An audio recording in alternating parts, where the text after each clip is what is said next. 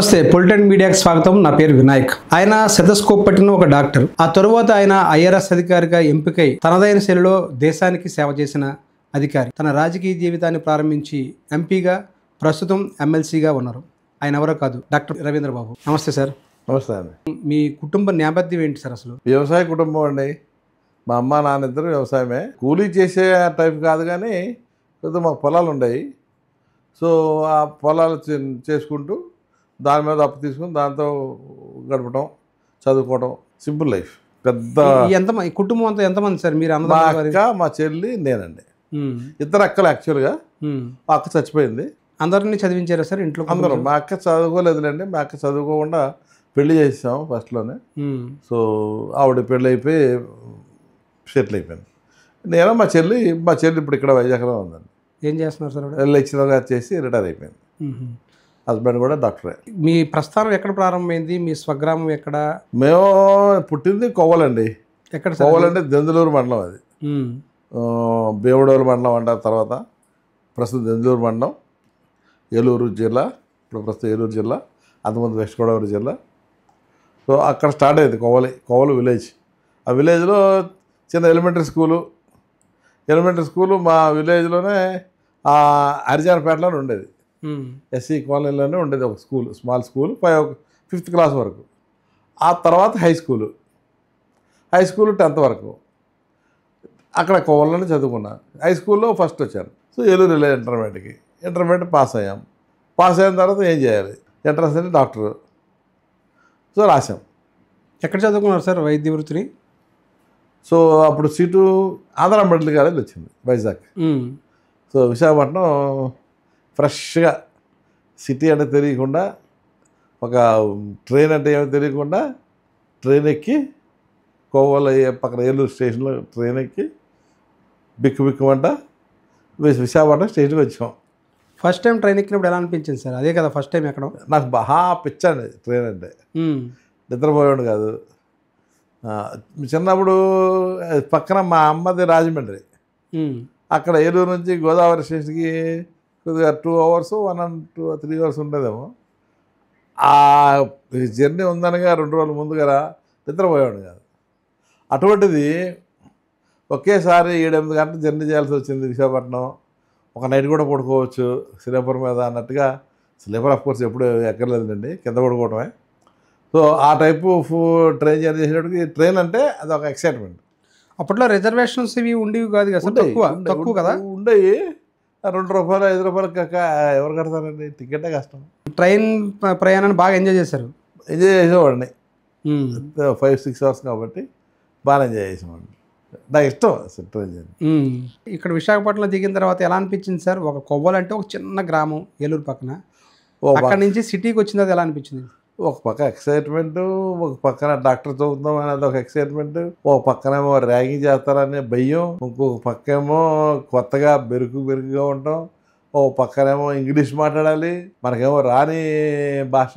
అది ఎక్కడ ఇంగ్లీష్లో మీడియం ఇప్పుడు లేదు. చాలా కష్టపడ్డాడు ఇంగ్లీష్ కోసం. బట్ తెలియలేదు ఎందుకనో. మరి ఆ సబ్జెక్ట్ అట్లా ఉందో తెలియదు, కానీ మాకైతే ఆ సబ్జెక్టు ఇంగ్లీష్లో ఉంది, మన ఇంగ్లీష్లో రాయాలి, ఇంగ్లీష్లో ప్రతిదీ మాట్లాడాలి అన్న ఒక టఫ్నెస్ నాకు ఎప్పుడు ఫీల్ అవ్వలే. ఇంటర్మీడియట్ వరకు Telugu medium sir? Telugu medium నుంచి సడన్గా ఎంబీబీఎస్కి ఇంగ్లీష్ మీడియం. ఇంగ్లీష్ మరి అలవాటు పడ్డారా? చెప్పటం ఇంగ్లీషు, పుస్తకాలు ఇంగ్లీషు, ఏది మాట్లాడిన ఇంగ్లీషు, ప్రొఫెసర్స్ అందరూ ఇంగ్లీషు, అక్కడ అందరూ మిగతా స్టూడెంట్స్ అందరూ ఇంగ్లీషు. మలాటోళ్ళు 10-15 మంది ఉండేవారు, 150 మందికి. హాస్టల్ తీసుకుని ఉన్నారు? హాస్టల్లో ఉండేవాడిని. హాస్టల్లో కూడా ర్యాంక్ అది బాగా చేసేవాడు గట్టిగా. సో అలా ఇనిషియల్గా టఫ్గా అయిపోయింది. అంటే ఈ మధ్యలో ఎప్పుడైనా అయ్యో ఇది చదవడం కష్టం, వెనక్కి వెళ్ళిపోదాము అని అనిపించిందా? లేదంటే చదువు పరంగా ఎప్పుడు అనిపించలేదండి. చదువు పరంగా అనిపించలేదు, కానీ ఈ ర్యాగింగ్ చేయడంలో కొంత చిరాకు వేసేది అప్పుడప్పుడు. ఎక్కువ చేస్తున్నారు ఇలా. ఏం చేసేవారు సార్ అప్పట్లో ర్యాగింగ్? మరి ఏం చెప్తావు సార్? అప్పుడు కూడా ఉండేది బాగా. చెప్పడం కూడా ఇబ్బందిగా ఉంటుందండి. తర్వాత 4 ఏళ్ళు కంప్లీట్ చేశారా బాగానే? సింపుల్గా చెప్పాలంటే అమ్మాయిలు గట్టిగా చేసేవారండి అబ్బాయిలు అమ్మాయిని చేసేవారు. అమ్మాయిలు అలా చేసేవారంటే అమ్మాయిలు కనపడితేనే భయం. అటువంటిది సీనియర్స్ వచ్చి ఏయ్ ఏది పేరుదా అంటారు. నవ్వుతాం. చిరునవ్వులు చిదానందమా నీ పేరు అని పెట్టి అదే పేరు పెట్టేవారు. సో సరే వెళ్ళిపో, ఇంకా స్కూటర్కి వెళ్ళిపో అనేవారు. స్కూటర్ లేదు కదండి. ఉందనుకో రకమయ్యా, స్కూటర్ ఉందని వెళ్ళిపో. స్కూటర్ ఉందని వెళ్ళిపోవాలండి. స్కూటర్ ఎలా వస్తుంది సౌండ్? స్కూటర్ ఎలా స్టార్ట్ అవుద్ది మేడం? కాలుతో కొట్టు, ఇలా కొట్టి డ్రర్ అను, ఈయన కొట్టు, వెళ్ళిపో. ఇదేంటండి బాబు, ఊహించుకోవడం ఏంటి? స్కూటర్ని నా వల్ల కాదండి బాబు. చేస్తావా ఇంకా ర్యాంక్ చేయమంటావా? కొత్త బాగా విలేజ్ నుంచి వచ్చిన కొత్త మీకు అప్పుడు సిగ్గు, బట్టలు ఏ వేసుకున్నారో తెలియదు. ఒక పక్కన చూస్తే అమ్మాయిలు అందరూ చక్కగా పాడుతుంటే మాకేం రాదు. ఇలా ఫస్ట్లో ఇబ్బంది పడ్డామండి. ఎన్ని నెలలు అలా ఇబ్బంది? ఫస్ట్ ఇయర్ అంతా అలాగే ఇబ్బంది పడ్డారు? ఇయర్ అంత కాదండి, ఒక మంత్. మీ స్టడీస్ ద్వారా దాన్ని అధిగమించారా సార్? ఇంగ్లీష్లో బాగా గ్రిప్ వచ్చింది సార్. మరి ప్రొఫెసర్స్ వాళ్ళ దైవాలో ఏంటో, వాడు చెప్పే పద్ధతిని బట్టో ఏంటో కానీ మేమే నాలాగా తెలుగులో చదివిన చాలామంది ఉన్నారు. అందరూ బాగానే పికప్ అయిపోయి. గుర్తున్నారు సార్ ఎవరన్నా ప్రొఫెసర్స్? ఎవరన్నా బాగా ఇష్టమైన ప్రొఫెసర్ మీకు? నాకు అందరూ ఇష్టం సార్. ఎనాటమీ సంజీవరావు గారు ఉండేవారు. ఫిజియాలజీకి ఏమో వాళ్ళ అబ్బాయి కూడా ఇప్పుడు ప్రొఫెసర్ ఇక్కడ సుబ్బరాయన్ ఒక ఆయన ఉండేవారు. ఇది ఎనాటమీ ఫిజియాలజీ. ఇక 4th ఇయర్ వచ్చేటప్పుడు బయోకెమిస్ట్రీ వచ్చేటప్పటికి మేడం సీతాదేవి. అదే సంవత్సరం పెథాలజీ రెడ్డి గారు. అదే టైంలో మైక్రోబయాలజీ. వీళ్ళందరూ తెలుగు మీడియంగా మీరు ఆ క్లాసులో ఎంటర్ అయినప్పుడు వెనకబడి ఉంటారు కాబట్టి పుషప్ చేసేవారు సార్ లెక్చరర్స్ అందరూ కూడాను? ఎవ్వరు తెలుగు గురించి ఇన్సల్ట్గా మాట్లాడటం కానీ, ఇంగ్లీష్ నేర్చుకోకపోతే పోతారని అలా ఎప్పుడు లేదు సార్. ఇంగ్లీష్ వల్ల ఫెయిల్ అవ్వడం తక్కువ. ఏమనుకున్నారు సార్? అంటే ఎంబీబీఎస్ చేతి పట్ట వచ్చిన తర్వాత మీ ఊర్లో మీరే మొదటి డాక్టరా లేకపోతే? చాలా మంది ఉన్నారు సార్ మీ ఊర్లో. మాకు ఊళ్ళో చాలా మంది డాక్టర్స్ ఉన్నారు సార్. నేను డాక్టర్ అయిన తర్వాత నాకు పెద్ద ఎక్సైట్మెంట్ ఏమి లేదు సార్. ఎవరినైనా చూసి డాక్టర్ చదవాలనుకున్నారా లేకపోతే? అలా ఏమి లేదు సార్. ఎంట్రన్స్ రాసాము, వచ్చింది కదా చదివాము. మా నాన్నకి ఇష్టం. మీ ఊర్లో ఎవరైనా, అంటే మీ కమ్యూనిటీలో ఎవరైనా ఇంతకుముందు ఎవరైనా డాక్టర్ అయ్యారా సార్? చాలా మంది ఉన్నారు. డాక్టర్ గంగరాజు గారు ఉన్నారు, డాక్టర్ సంజీవరావు గారు ఉన్నారు, డాక్టర్ కాశీ గారు ఉన్నారు, డాక్టర్ అంజీ గారు ఉన్నారు. 4-5 ఉన్నారు. వాళ్ళు చూసిన తర్వాత మీకు ఏమనిపించింది? అంటే డాక్టర్ అలా అనిపించలేదు? మీరు మామూలుగానే అయ్యారు? మామూలుగానే. డాక్టర్ అయిన తర్వాత ఏం చేశారు సార్ తర్వాత? అంటే డాక్టర్ అయిపోయిన వెంటనే ఢిల్లీ ఇక్కడ వైజాగ్లో ఉండదలుచుకోలేదు. ఎందుకో ఢిల్లీ వెళ్ళిపోదామని అప్పటికే రాసి ఉన్నా ఎగ్జామ్. ఏ ఎగ్జామ్ రాశారు sir? UPSC combined medical examination. అది రాస్తే వచ్చేసింది. నేను ఎంబీబీఎస్ అయిపోయి పరీక్ష పాస్ అవుతుంటే ఈ పక్కన ఆఫర్ ఆఫ్ అపాయింట్మెంట్ వచ్చింది. అది తీసుకుని వెళ్ళిపోయాను. ఢిల్లీ వెళ్ళిపోయాను. ఢిల్లీలో స్ట్రగుల్ అయ్యారు సార్ ఒక 1 year. ఎలాగా? హిందీ రాదు, అక్కడేమో హిందీ మాట్లాడాలి, ఇదేమో మెడికల్. వాళ్ళు బాధ అర్థం చేసుకోవాలి. అర్థం చేసుకోకుండా మీరు కేవలం అలా సింపతి చూపిస్తే కుదరదు. సరిగ్గా మెడిసిన్స్ రాయాలి. మెడిసిన్స్ రాసినప్పుడు అర్థం చేసుకోకపోతే కష్టం. ఇప్పుడు మీరు అంటే ఢిల్లీ లాంటి ప్లేస్లో, అంటే ఇప్పుడు వైజాగ్ వెళ్ళడమే మీకు కొత్త సిటీకి, అలాంటిది ఏకంగా ఢిల్లీ వెళ్ళాలనుకున్నప్పుడు ఇంట్లో అయినా అభ్యంతరం పెట్టారా సార్? మరి లేదండి, లేదు. నేను ఢిల్లీ వెళ్తున్నప్పుడు కూడా ఫస్ట్ టైం అనేది జనవరి వెళ్ళాను సార్. సంక్రాంతి టైంలో వెళ్ళాను. జనవరి చలికి నా దగ్గర స్వెటర్ లేవు సార్. ఒక చొక్కా, ఒక ప్యాంటు అంతే. ఒక జత బట్టలతో ఢిల్లీ వెళ్ళారు? ఒక జత బట్టలతో నా ఒంటి మీద అండి. నాకు ఎక్స్ట్రా ఏమి లేవండి. అంతే. ఒక పేపర్ ముక్క, అంటే అపాయింట్మెంటు. చలికి జనవరిలో. మరి రెండో జత అంటూ మరి ఉండాలి? లేవు సార్, లేవు. ఒక జత బట్టలతో ఢిల్లీ బయలుదేరి వెళ్ళిపోయాను సార్. మరి ఎక్కడున్నారు అప్పుడు? అక్కడ దిగి హాస్టల్కి వెళ్ళాను సార్. ఏదో హాస్టల్కి జవహర్లాల్ నెహ్రూ యూనివర్సిటీ ఒక ఆయన తెలిసిన ఆయన కోలాయన సంబంధించి ఒక ఆయన ఉంటే ఆయన అడ్రస్ తెలుసుకుని మొత్తానికి బస్సు ఎక్కి వెళ్ళాను సార్. ఆ రోజు అనిపించింది సార్ చచ్చిపోతానేమో అని. ఎందుకు? ఆ చలికి తట్టుకోలేక చచ్చిపోతాను అనుకున్నాను. కోట్ లేదు, ఏమీ లేదు సార్, కంబల్ లేదు, షర్ట్ కూడా ఫుల్ హ్యాండ్స్ కాదు సార్. ఆ బస్సు ఎక్కిన బస్సు కూడా వెనకాల అద్దాలు లేవు సార్ దానికి. ఇక బస్సు ఎక్కి వెళ్తుంటే సార్ గాలికి చలికి అబ్బో. మరి ఎలా ఉన్నారు ఒక జత బట్టలతోటి? ఎవరి దగ్గరికి అయితే వెళ్ళానో ఆయన రూమ్ నెంబర్ తెలిసింది, 110 పూర్వాంచల్ హాస్టల్. 110కి వెళ్ళి తలుపు కొట్టా. కొడితే చూసారా రవి ఏంటి ఏంటి నువ్వు డాక్టర్ కదా ఏంటి ఇలా వచ్చావంటే అన్నాడు. ఇలా నా జాబ్ వచ్చిందా లోపల లోపల కూర్చోబెట్టి ఆ హీటర్, ఆ కుర్చీ కింద హీటర్, కుర్చీ ముందు ఒక హీటర్, గ్లౌజులు, పెద్ద కోటు, తలకి మఫ్లరు, చేతికి గ్లౌజ్ ఇచ్చారు సార్. ఇవన్నీ వేసిన తర్వాత అప్పుడు స్థిమితమైంది సార్ బాడీ. వామ్మో ఏమ్మా ఇంత చలి, ఏం బతుకుతామా, ఎందుకు వచ్చిందిరా బాబు ఢిల్లీ, చాలా కష్టపడ్డాను సార్ అప్పుడు. తర్వాత మరి ఆయనే బట్టలు ఇచ్చి ఏం చేశారా? మీరు ఒక జత బట్టలతో ఉంటాయి ఇంక ఇలాగా ఏం చేయాలా, ఏం బాబు రవి బట్టలు ఏం తెచ్చుకోలేదా అన్నాడు. లేదన్నా. స్వెటర్ కూడా లేదా? లేదన్నా. మరి ఎట్లా కొనాలి, డబ్బులు ఉన్నాయా? ఓ 20 రూపాయలు ఉన్నాయి. బాబోయ్ స్వెటర్ 20 రూపాయలు ఎక్కడ వస్తుంది? మరి భోజనం ఏం లేదన్నా, ఇదే. సరే పద ఓ పని చేద్దాం కొందామని ముదిరికాయ తీసుకెళ్ళాడు సార్. బస్ ఎక్కి ముదిరికాయలో లేవు, అన్నీ 30 రూపాయలు, 25 రూపాయలు, 15 రూపాయలు చెప్తున్నారు. బాబు ఎంత కాస్ట్ నేను ఎక్కడ చెప్పట్టుకోగలనా, నా వాళ్ళు కాదని చెప్పి, ఏం బాస్ 2 రూపాయలు 3 రూపాయలకి ఎంత దొరకవా, అటువంటి ఏమన్నా సెకండ్ హ్యాండ్ అడిగితే రెడ్ ఫోర్డ్ దగ్గర ఉంటాయని చెప్పాడు. అక్కడికి వెళ్తే 2 రూపాయలకు ఒకటి, 5 రూపాయలకు ఒకటి, 3 రూపాయలకు ఒకటి దొరికినాయి సార్. ఒక 4-5 కొనేసాను సార్. ఒక మంచి స్వెటర్లో ఒక కోటు, ఆ కోటు ఇంకా ఇష్టం ఉంది, ఆ సెకండ్ హ్యాండ్ ఇప్పుడు కూడా ఉంది సార్. దాచుకున్నారు అలాగా? అలా ఉంది సార్. సో ఇలా కొన్నాను సార్. ఆ స్వెటర్లు తీసుకొని అప్పుడు వచ్చి ఈ సెకండ్ హ్యాండ్ అనుకుంటారా, ఏమనుకుంటారా, మనకు ఆ సిగ్గు ఎక్కడ ఉందండి సార్? సిగ్గు అదేం లేదు, బతుకుతున్నామా లేదా అంతే. హాస్టల్కి వచ్చి అయితే చాలామంది చెప్పింది ఏంటంటే అందరూ ఇదే పరిస్థితి అంట sir. Labour sir, SC ST BCs అప్పుడు తెలిసింది సార్ పేదరికం అంటే ఏంటో. కులాల్లో పేదరికం ఉంటుంది, ఇదా చలికాలంలో కూడా బట్టలు కొనుక్కోలేని పరిస్థితి పేదరికం అన్నమాట. మీరు చిన్నప్పటి నుంచి కూడా అంటే మీరు మా ఇంట్లో చెప్పుంటే ఇచ్చేవారేమో. నేను అంత పేదవాడైతే కాదు, కూలి పని చేసిన వాళ్ళైతే కాదు. నేను మా ఇంట్లో చెప్పకుండా వచ్చారు అంతే. సాధారణ దిగువ మధ్యతరగతి కుటుంబం. ఏదో 3-4 ఎకరాలు 5 ఎకరాలు ఉందండి. ఇక డబ్బులతో వెళ్ళాలంటే అప్పు తీసుకుని వెళ్ళాలి. ఎందుకు మా నాన్నకి స్ట్రెయిన్ అవ్వడం, మా నాన్న మళ్ళీ చదువుల దగ్గర కింద కూర్చోవడం, ఇవన్నీ ఎందుకని ఆ ఉద్దేశంతో ఆ పని చేయలే. సో ఆ నెల మాత్రం మా అక్క పంపించింది డబ్బులు. మా అక్కకి అర్థమైంది వీడి పరిస్థితి బాగాలేదని. ఒక 20-30 రూపాయలు పంపించేది.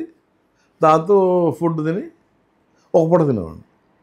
ఒక పూట తినేవారు? ఒక పూట తినేవాడిని. ఏం తినేవారు సార్ ఒక పూట కూడా? ఒక పూట అంటే రాత్రి తినేవాడిని సార్, పగల తిట్టలేదు. పగలు ఏం తినేవారు మరి? పగలేం లేదు సార్, ఒక బిస్కెట్, ఒక టీ. అది కూడా క్యాజువాలిటీలో హాస్పిటల్ ఇచ్చేవారు సార్. క్యాజువాలిటీలో హాస్పిటల్ ఇచ్చే టీ తాగేవారు? టీ తాగేవాడిని అంతే, ఇంకేం తినేవారు? ఇంకేం తినేవాడు కాదు. అంటే డబ్బులు లేక? ఇది డబ్బులు లేక సార్, పేదరికం వల్ల. పేదరికమే, దాని డౌట్ ఏముంది. మంచినీళ్ళు తాగేవారా? మంచినీళ్ళు తాగేవాడు. రాత్రి ఏం తినేవారు సార్ మరి? రాత్రి వచ్చేటప్పటికి ఇంత అన్నం, ఒక కూర, చిన్న కూర వేసుకుంటే 2 రూపాయలు 3 రూపాయలు, ₹1.50 ఎంత ఉండదండి. అలా తినేవాడిని నేను, బాగా తినేవాడిని. రాత్రులు మాత్రం బాగా తినేసేవాడిని. పగలు ఏం తినేవారు? పగలు తింటే మరి రాత్రులు డబ్బులు తగ్గిపోతాయి. అందులో బస్సు ఎక్కాలి కదా. బస్సు ఎక్కి మేము హాస్టల్ నుంచి హాస్పిటల్కి వెళ్ళేవాడిని. ఫస్ట్ 2 months వరకు జీతం ఇవ్వలేదు సార్. ఆ 2 నెలలు రోజుకి ఎంత ఖర్చు పెట్టేవారు సార్? 3 రూపాయలేమో. బస్సు ఒక 50 పైసలు 40 పైసలు అంతే. బస్సు 30 పైసలు 40 పైసలు. స్టూడెంట్ కన్సెషన్ మీద ఎక్కేవాడిని. నేను డాక్టర్గా పనిచేస్తూ కూడా నేను స్టూడెంట్లో ఉండేవాడిని. వాళ్ళతో బస్సు స్టూడెంట్ స్పెషల్ బస్సు ఎక్కేవాడిని మార్నింగ్ 6-7 o'clockకి. సో నన్ను అడిగేవారు కాదు ఎక్కువగా. అప్పుడు ఈ ఆకలి బాధ కానీ లేకపోతే ఈ పేదరికం కానీ చూసిన తర్వాత ఏమనిపించింది సార్ అసలు? ఇప్పుడు ఆలోచిస్తే ఏమనిపిస్తుంది కానీ అప్పుడు ఆలోచిస్తే మాత్రం చాలా దుర్భరంగా అనిపించేది సార్. అంటే ఎలాగైనా గట్టెక్కాలి, కోరికలు ఎక్కువ అయిపోయాయి సార్. అప్పుడు మంచి పొజిషన్కి వెళ్ళాలని అనుకున్నారా? బాగా కోట వేసుకోవాలి, బాగా కారెక్కాలి, మంచి ఫుడ్ తినాలి, బిర్యానీ తినాలి, ఏదో బాధలు పోవాలి, ఆకలి, మందు కొట్టడం, ఇవి కూడా ఉండేవి కోరికలు. అయ్యో ఉండేవి కాదు, ఎలా డబ్బులు లేవుగా, ఎవరైనా తాగితే చూడటం, ఎవరైనా నాకు పిలిస్తే వెళ్ళటం. వెళ్ళినా మందు గురించి వాళ్ళ గురించి ఎక్కువ ఆలోచించేవాడు కాదు. కానీ భోజనం కోసం, భోజనం పెడితే ఆదరా ఫుడ్ పెట్టేవారు. బంగాళదుంప పప్పు పచ్చడి ప్రమాణంగా తినేవాడు సార్. అదే పరమాన్నం. ఆ, అలా ఎన్ని ఏళ్ళు గడిచింది సార్? అలాగా అలా 1 year. ఫస్ట్ 1 year అలా గడిచింది. తర్వాత తర్వాత జీతం వచ్చింది సార్. జీతం వచ్చింది 3-4 వేలు జీతం రావటం, మళ్ళీ కొద్దిగా రూమ్ తీసుకోవడం, నేను వండుకోవటం, అప్పటికి డాక్టర్గా స్టెబిలైజ్ అయిపోవటం, హిందీ మాట్లాడటం, పెరిగిపోవటం, ఆ టైప్ ఆఫ్ ఇది పోయింది. ఇప్పుడు హిందీ ఇంగ్లీష్ బాగా అలవాటైంది సార్ అప్పటికి ఇంగ్లీష్ ఏదో దిల్లీలో ఇంగ్లీష్ మాట్లాడరుగా, హిందీ అంతా హిందీ. ఎన్ని ఏళ్ళు పని చేశారు సార్ డాక్టర్గా? 8 years. దేంట్లో చేశారు? MCD, municipal corporation of Delhi. Municipal corporation of ఢిల్లీలో. ఎక్కడ సార్ చేసింది? దాన్ని మళ్ళీ ఒకటి హిందూరావు హాస్పిటల్ అని పెద్ద హాస్పిటల్ అండి, అక్కడ పనిచేసాను. అదే టైంలో 84లో ఇందిరాగాంధీ చంపేశారు. చంపేసినప్పుడు రైట్స్ జరిగినప్పుడు తిలక్ నగర్ అనే హాస్పిటల్ అండి, అక్కడ సర్దారు డాక్టర్ ఉంటే ఆయన్ని కొట్టి చంపేశారు. ఆ ప్లేస్లో ఎవరు వెళ్ళలేదు డాక్టర్గా పోస్టింగ్ ఇస్తే. నన్ను వేశారు, నేను వెళ్ళి చేరాను. డాక్టర్ గారు ఎక్కడ చంపేశారో, ఎక్కడ ఉండేవారు, అదే రూమ్కి వెళ్ళేవాడిని. వెళ్ళి జాబ్ చేశాను. 2-3 years పని చేశాను. ఆ తర్వాత కూడా ఈ గొడవలు ఎక్కువ జరిగినట్టున్నాయి కదా సార్? తర్వాత కూడా కంటిన్యూ అయినట్టు ఉన్నాయి సార్. కొన్ని నెలల పాటు జరిగాయి కదా? జరిగాయి సార్. 6 ఎక్కడ ఉంటే అక్కడ వాళ్ళ మీద దాడి చేయడం గోలైంది సార్, చాలా గోలైంది సార్. అంతా ఈ దాడుల్లో కూడా మీరు భయం లేకుండా పనిచేశారా? భయపడేవాళ్ళు సార్. భయపడినా మాత్రమే నేను హిందీ కాదు, నేను అలాగ పంజాబీ కాదు, సర్దారు కాదు, మద్రాసు అని తెలిసిపోద్ది ఈజీగా. సో మద్రాసు అంటే సేఫ్, ఎవరు పట్టించుకున్నాడు కాదు. అది ఏ హాస్పిటల్ అన్నారు? Hindu Rao hospital, Tilak Nagar colony hospital. ఎంతకాలం చేశారు అక్కడ? చేశారు సార్. అదొక 2-3 years, ఇది ఒక 3 years. ఈ మధ్యలో ఇంకో డిస్పెన్సరీలో పనిచేశారు, నారాయణ విహార్ అని, అక్కడ 2 years, మొత్తం 8 years సార్. ఇక 8 years అయిపోయిన తర్వాత సివిల్స్ ప్రిపేర్ అవుదాం అన్న ఉద్దేశం ఎందుకు వచ్చిందంటే, VP సింగ్ గారు ఇచ్చిన వ్యవహారం. ఏం సార్ అది? అందరికి ఒక ఛాన్స్ ఇచ్చాడు ఆయన. ఏమి ఇచ్చారు ఆయన? ఏజ్ రిలాక్సేషన్ ఇచ్చాడు అన్నమాట. అంటే అప్పుడు ఎంత ఉండేది సార్ ఏజ్ రిలాక్సేషన్? అంతకుముందు 31 లాస్ట్ సార్. అటువంటిది +5 36 దాకా పెంచాడు. 36 పెంచగానే నేను వెంటనే జంప్ చేశాను. ఒక ప్రయత్నం చేయాలనుకున్నాను. మీకు ఆ ప్రేరణ ఎవరు కలిగించారు సార్? అంటే మామూలుగా సివిల్స్ రాయాలనే ప్రేరణ ఎవరో ఒకరి ద్వారానే వస్తుంది. ఎవరు కలిగించారు మీకు అది? ఫస్ట్లో హాస్టల్లో ఉన్నాను చెప్పాను కదా సార్, వెళ్ళటమే JNU హాస్టల్ అని చెప్పా. జవహర్లాల్ అక్కడ తెలియదు సార్. అంటే జవహర్లాల్ నెహ్రూ యూనివర్సిటీ హాస్టల్లో పరిచయం. అక్కడ మిగతా స్నేహితులు సివిల్స్కి ప్రిపేర్ అయిన వాళ్ళు ఉన్నారు, ప్రిపేర్ అయ్యేవాళ్ళు, వాళ్ళు కూడా రాసేవారు నాతో పాటు. నేను పాస్ అయ్యేవాడిని, వాళ్ళు అంటే 2 attempts కూడా ఇచ్చా. ఎన్నిసార్లు మొత్తం అటెంప్ట్ చేశారు మీరు? 3 attempts ఇచ్చాను. ఒక అటెంప్ట్లో వెంటనే పాస్ అయ్యాను, ఫస్ట్ అటెంప్ట్లో పాస్ అయ్యాను. కాకపోతే ఆ అటెంప్ట్లో పెళ్ళి అయిపోయింది అన్న, పెళ్లి చేసుకున్నాను. పెళ్లి చేసుకున్న తర్వాత మా ఆవిడ ఎక్కడికో తీసుకెళ్ళింది, ఆవిడ ఎయిర్ హోస్టెస్.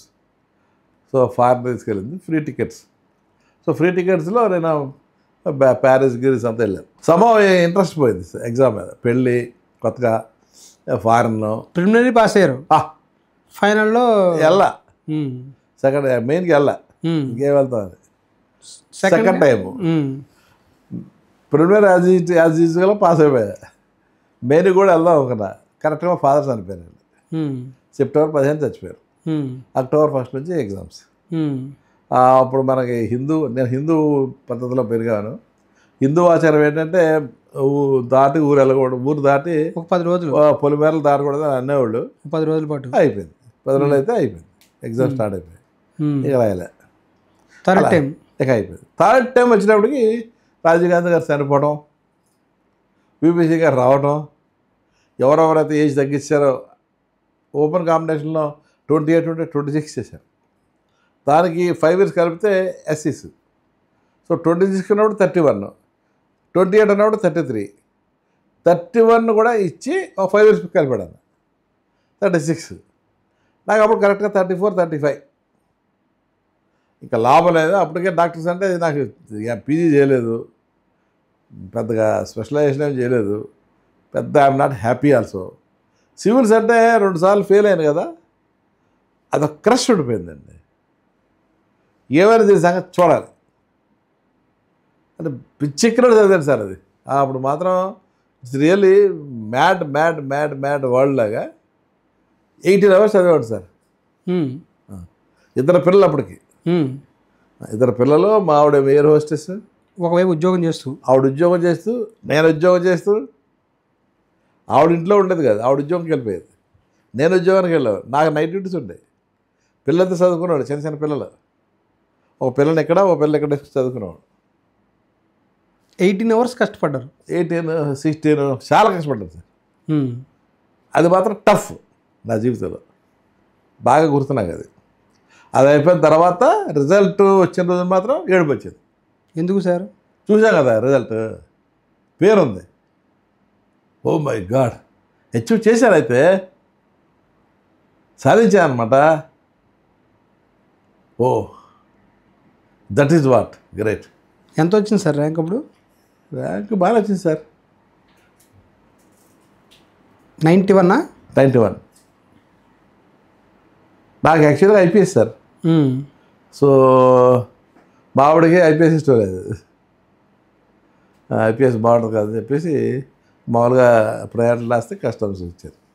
ఐఆర్ఎస్ వచ్చింది. ఐఆర్ఎస్ కస్టమ్స్, లేకపోతే ఐపీఎస్ వచ్చింది. ఐపీఎస్ వచ్చింది, అది వదిలేస్తే నేను ఆప్ చేశాను. ఐఆర్ఎస్ని చూజ్ చేసుకున్నారు. ఐపీఎస్ అంటే మరి స్టేట్ క్యాడర్స్ ఉంటాయి కదా, క్యాడర్స్కి వెళ్ళాలి. నాకు యూపీ క్యాడర్ వచ్చి ఉండదు, నేను తీసుకుని ఉంటే యూపీ క్యాడర్లో ఇవాళ అయ్యి ఉండవండి. ఒక అడిషనల్ డీజీ ర్యాంక్లోనే దేంట్లోనో రిటైర్ అయ్యేవారు, లేదా డీజీ ర్యాంక్లో రిటైర్ అయ్యి ఉండేవారు. అయ్యి ఉండేవాడు. కానీ అలా కాకుండా కాస్మోపాలిటన్గా బాంబే, ఢిల్లీ, బెంగళూరులో పనిచేస్తూ రెవెన్యూగా మంచి మంచి వాళ్ళతో ఎక్స్పోజ్ అవ్వకుంటూ. ఐఆర్ఎస్ వచ్చిన తర్వాత ఫస్ట్ పోస్టింగ్ ఎక్కడ sir? Bombay sir. Bombay assistant commissioner central excise, అది ఫోర్ట్లో ఉండేది. ఫోర్ట్, ఓల్డ్ కస్టమ్ హౌస్ అన్నారు దాన్ని, బాంబే పోర్ట్. బాంబే పోర్ట్, ఆ ఫోర్ట్లో ఉండేది అనమాట. అక్కడ కలెక్టరు, లోకల్ కలెక్టరు, నేను ఐజీ ట్రాఫిక్, ఇంకా నగరేదు కస్టమ్స్లో ఆఫీసులు ఉన్నాయి అక్కడ. కీలకమైన విషయం ఏమైనా జరిగింది సార్ మీరు బాంబేలో పనిచేస్తున్నప్పుడు? ఎంతకాలం పనిచేస్తారు? ఏమైనా మెమొరబుల్గా రైడ్స్ జరగడం కానీ లేకపోతే గుర్తుండిపోయిన సంఘటన ఏమైనా ఉందా? 6 years పనిచేసాం సార్. 6 years పనిచేసాం. 6 yearsలో 3 years customs, 3 years excise. So కస్టమ్స్లో 1 year 2 years ఎయిర్పోర్ట్లో ఉన్నప్పుడు బాగా హెవీ స్మగ్లింగ్, గోల్డ్ అని, కోకైన్ అని, అదని ఇదని చాలా. అంటే మీకు గుర్తుండిపోయే సంఘటన చెప్పండి సార్. ఇలా కూడా స్మగ్లింగ్ జరుగుతుందా? అసలు మీరు పట్టుకున్న పెద్ద కేసు ఏదైనా ఉందా సార్? నేను పట్టుకోలేదు కానీ మా కొలీగ్స్ పట్టుకున్నా, నా డ్యూటీలోనే మా కొలీగ్స్ పట్టుకుంది ఏంటంటే, air India captain Dastur, air India New York వెళ్తున్న ఫ్లైట్లో మా కస్టమ్స్ అతను డిటైన్ చేస్తే చూస్తే 5 kilos 2 kilos కొకాయిన్ ఉంది సూట్ కేసులు. అతను ఎంతో రెస్పెక్టబుల్ పొజిషన్లో ఉన్నాడు, కెప్టెన్. అది న్యూయార్క్ ఫ్లైట్ అంటే చాలా ఇంపార్టెంట్ ప్రెస్టీజియస్ ఫ్లైట్ ఇండియాకి. అటువంటి ఫ్లైట్లో వెళ్తున్న కెప్టెన్ కొకైన్ స్మగ్లింగ్ చేస్తున్నాడు. ఎలా పట్టుకున్నారు సార్ దాన్ని? అది ఇంటెలిజెన్సేలండి, ఇంటెలిజెన్స్, కస్టమ్స్ ఉన్న 6th సెన్స్ ఆడ అట్లా పనిచేసి పెట్టారు, దొరికిపోయారు. ఆ తర్వాత మీరు మీ హయాంలో మీరు నేను డ్యూటీలో ఉండగా ఒకసారి ఇంటెలిజెన్స్ వచ్చింది, ఈరోజు హెవీగా డ్రగ్స్ వెళ్తాయని. ఇదే డ్రగ్స్ అంటే కొకైన్ ఇవన్నీ వెళ్తాయని. మా దాంట్లో చాలా మంచి ఎఫిషియెంట్ ఆఫీసర్ కూడా ఉండేవారు, ఇన్స్పెక్టర్స్, సూపరింటెండెంట్స్ ఉండేవారు, మంచివాడు ఉండేవారు. రాజ్ సింగ్ అని ఉన్నాడు. రాజ్ సింగ్ వాడు చెప్తాడు, చేస్తున్నాడు, ఎంతవరకు అటు ఇటు అమ్మాయిలతో ఫ్లర్టింగ్ అవుతున్నాడు ఎయిర్పోర్ట్లో నైట్ 4 o'clock. అరే జాబ్ చేయరా అంటే ఫ్లర్టింగ్ చేస్తా పెట్టారు అని చెప్పాడు. నేను తిడతాం, మీరు ఉండండి సార్, ఫ్రీగా ఉండండి, మీరు ఫ్రీగా ఉండండి, పట్టుకుంటా కదా. అరే హెవీ డ్రగ్స్ అంటారా బాబు, మన డ్యూటీలో పట్టుకోకపోతే మన బ్యాడ్ నేమ్ వస్తుంది. ఇది ఎక్కడ ఇంటర్పోల్ నుంచి వచ్చిన ఇంటెలిజెన్స్, ఇది Canadian mounted police, British police, మన సిబిఐ, ఐబీ అందరి దగ్గర చూసిన ఇంటెలిజెన్స్ ఇది. మనం వదిలేసామంటే చాలా బ్యాడ్ నేమ్ వస్తుంది అని చెప్పాను. అది చెప్పిన 10 నిమిషాలకి వీడు ఒక దాన్ని తీసుకొస్తున్నాడు అమ్మాయిని. ఒక అమ్మాయి కుర్రాడిని ఎత్తుకున్నాను సార్. సీన్ ఇది, బురకా వేసుకుంది సార్. బురకా వేసుకుంటే వెళ్ళి బురకా అమ్మాయిని పట్టుకొని, మీ బాబుని టెస్ట్ చేయాలి.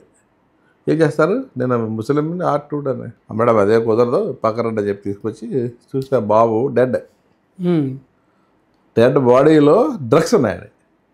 పిల్లలు ఎంత వయసు ఉంటుంది సార్? 50, అంతే 1 year ఉంటుందేమో. 1 year లోపు పిల్లల లోపల డ్రగ్స్ పెట్టి చనిపోయిన పిల్లలు తీసుకుపోతున్నారు. 10 or 15 kilos ఉమ్. డ్రగ్స్ ఉన్నాయి లోపల.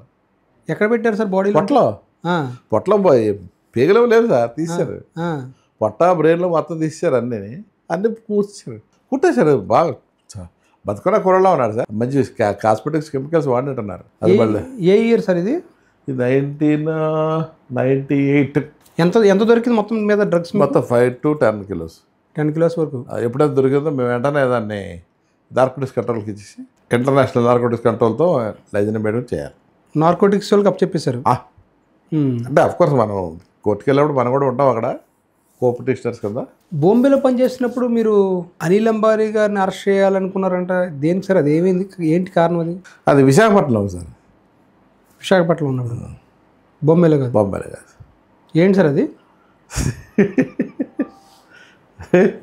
ఈ ఎపిసోడ్ వెనకాల ఏంటి కథ ఏంటి? ఏం లేదు సార్, మామూలుగా రొటీన్గా బిజినెస్లో జరుగుతున్న అవకతవకలే. ఏం జరిగింది సార్ ఇప్పుడు? కొన్ని అవకతవకలు జరుగుతూ ఉంటాయి. అంటే మీరు ఏం గుర్తించారు అప్పుడు అవకతవకలు? ఏదో కొన్ని గూడ్స్ ఇంపోర్ట్ చేయాల్సి వచ్చింది అంటుంది. ఈ గ్యాస్ టర్బైన్స్ వాటి పవర్కి గ్యాస్ పవర్ ఉండేది. మీకు గుర్తుందో లేదు, సామర్లకోట దగ్గర ఉండేది. రిలయన్స్ అనిల్ అంబానీది, అడాగ్. అవును, అనిల్ ధీరుభాయ్ అంబానీ కంపెనీ. అనిల్ అంబానీ గారు ఇంపోర్ట్ చేశాడు ఎన్నో క్రోర్స్ సార్. 30,000 crores, 35,000 crores చేశాడు సార్. ఏం ఇంపోర్ట్ చేశారు సార్? పవర్ ప్లాంట్ సంబంధించి gas power plant. Because gas వస్తుంది కదా అని. గ్యాస్లో ప్రాబ్లం అయింది దానికి, గ్యాస్ రాలా. సో అప్పుడు అబండన్ చేయాల్సి వచ్చింది. అయితే ఆల్రెడీ ఇంపోర్ట్ చేసాడు. ఇంపోర్ట్ చేస్తే దానికి రెమెడీ కూడా చేశారు డబ్బులు. 35,000 crores ఎంతో బయట రెమిట్ చేశారు ఆర్బీఐ నుంచి. చేస్తే మరి దానికి కరెస్పాండింగ్ డ్యూటీ రావట్లేదు మనకి. ఇప్పుడు దాన్ని ఇంపోర్ట్ చేసినప్పుడు మనం ఎందుకు అంటే కండిషన్ ఇస్తాము? మనకి ఏదో మ్యానుఫ్యాక్చరింగ్ ఉంటుందనో, మనకి ఏదో సర్వీస్ ఉంటుందనో, మనకు ఉద్యోగాలు వస్తాయనో, మనకి ఏదో ట్యాక్స్లు కడతారనో ఏదో ఉంటుంది కదా బెనిఫిట్ కంట్రీకి. అటువంటి టైప్ ఆఫ్ బెనిఫిట్లో గవర్నమెంట్ తెల్లగా ఇంపోర్ట్ చేసుకొని వస్తుంది. నువ్వు చేసుకోరు అబ్బాయి పర్లేదు, తెచ్చుకున్నాడు. తెచ్చుకున్న తర్వాత ఈ గ్యాస్ ఎదురు తిరిగింది అవలా. ఆ ప్లాంట్ సరిపడా గ్యాస్ కుదరలే.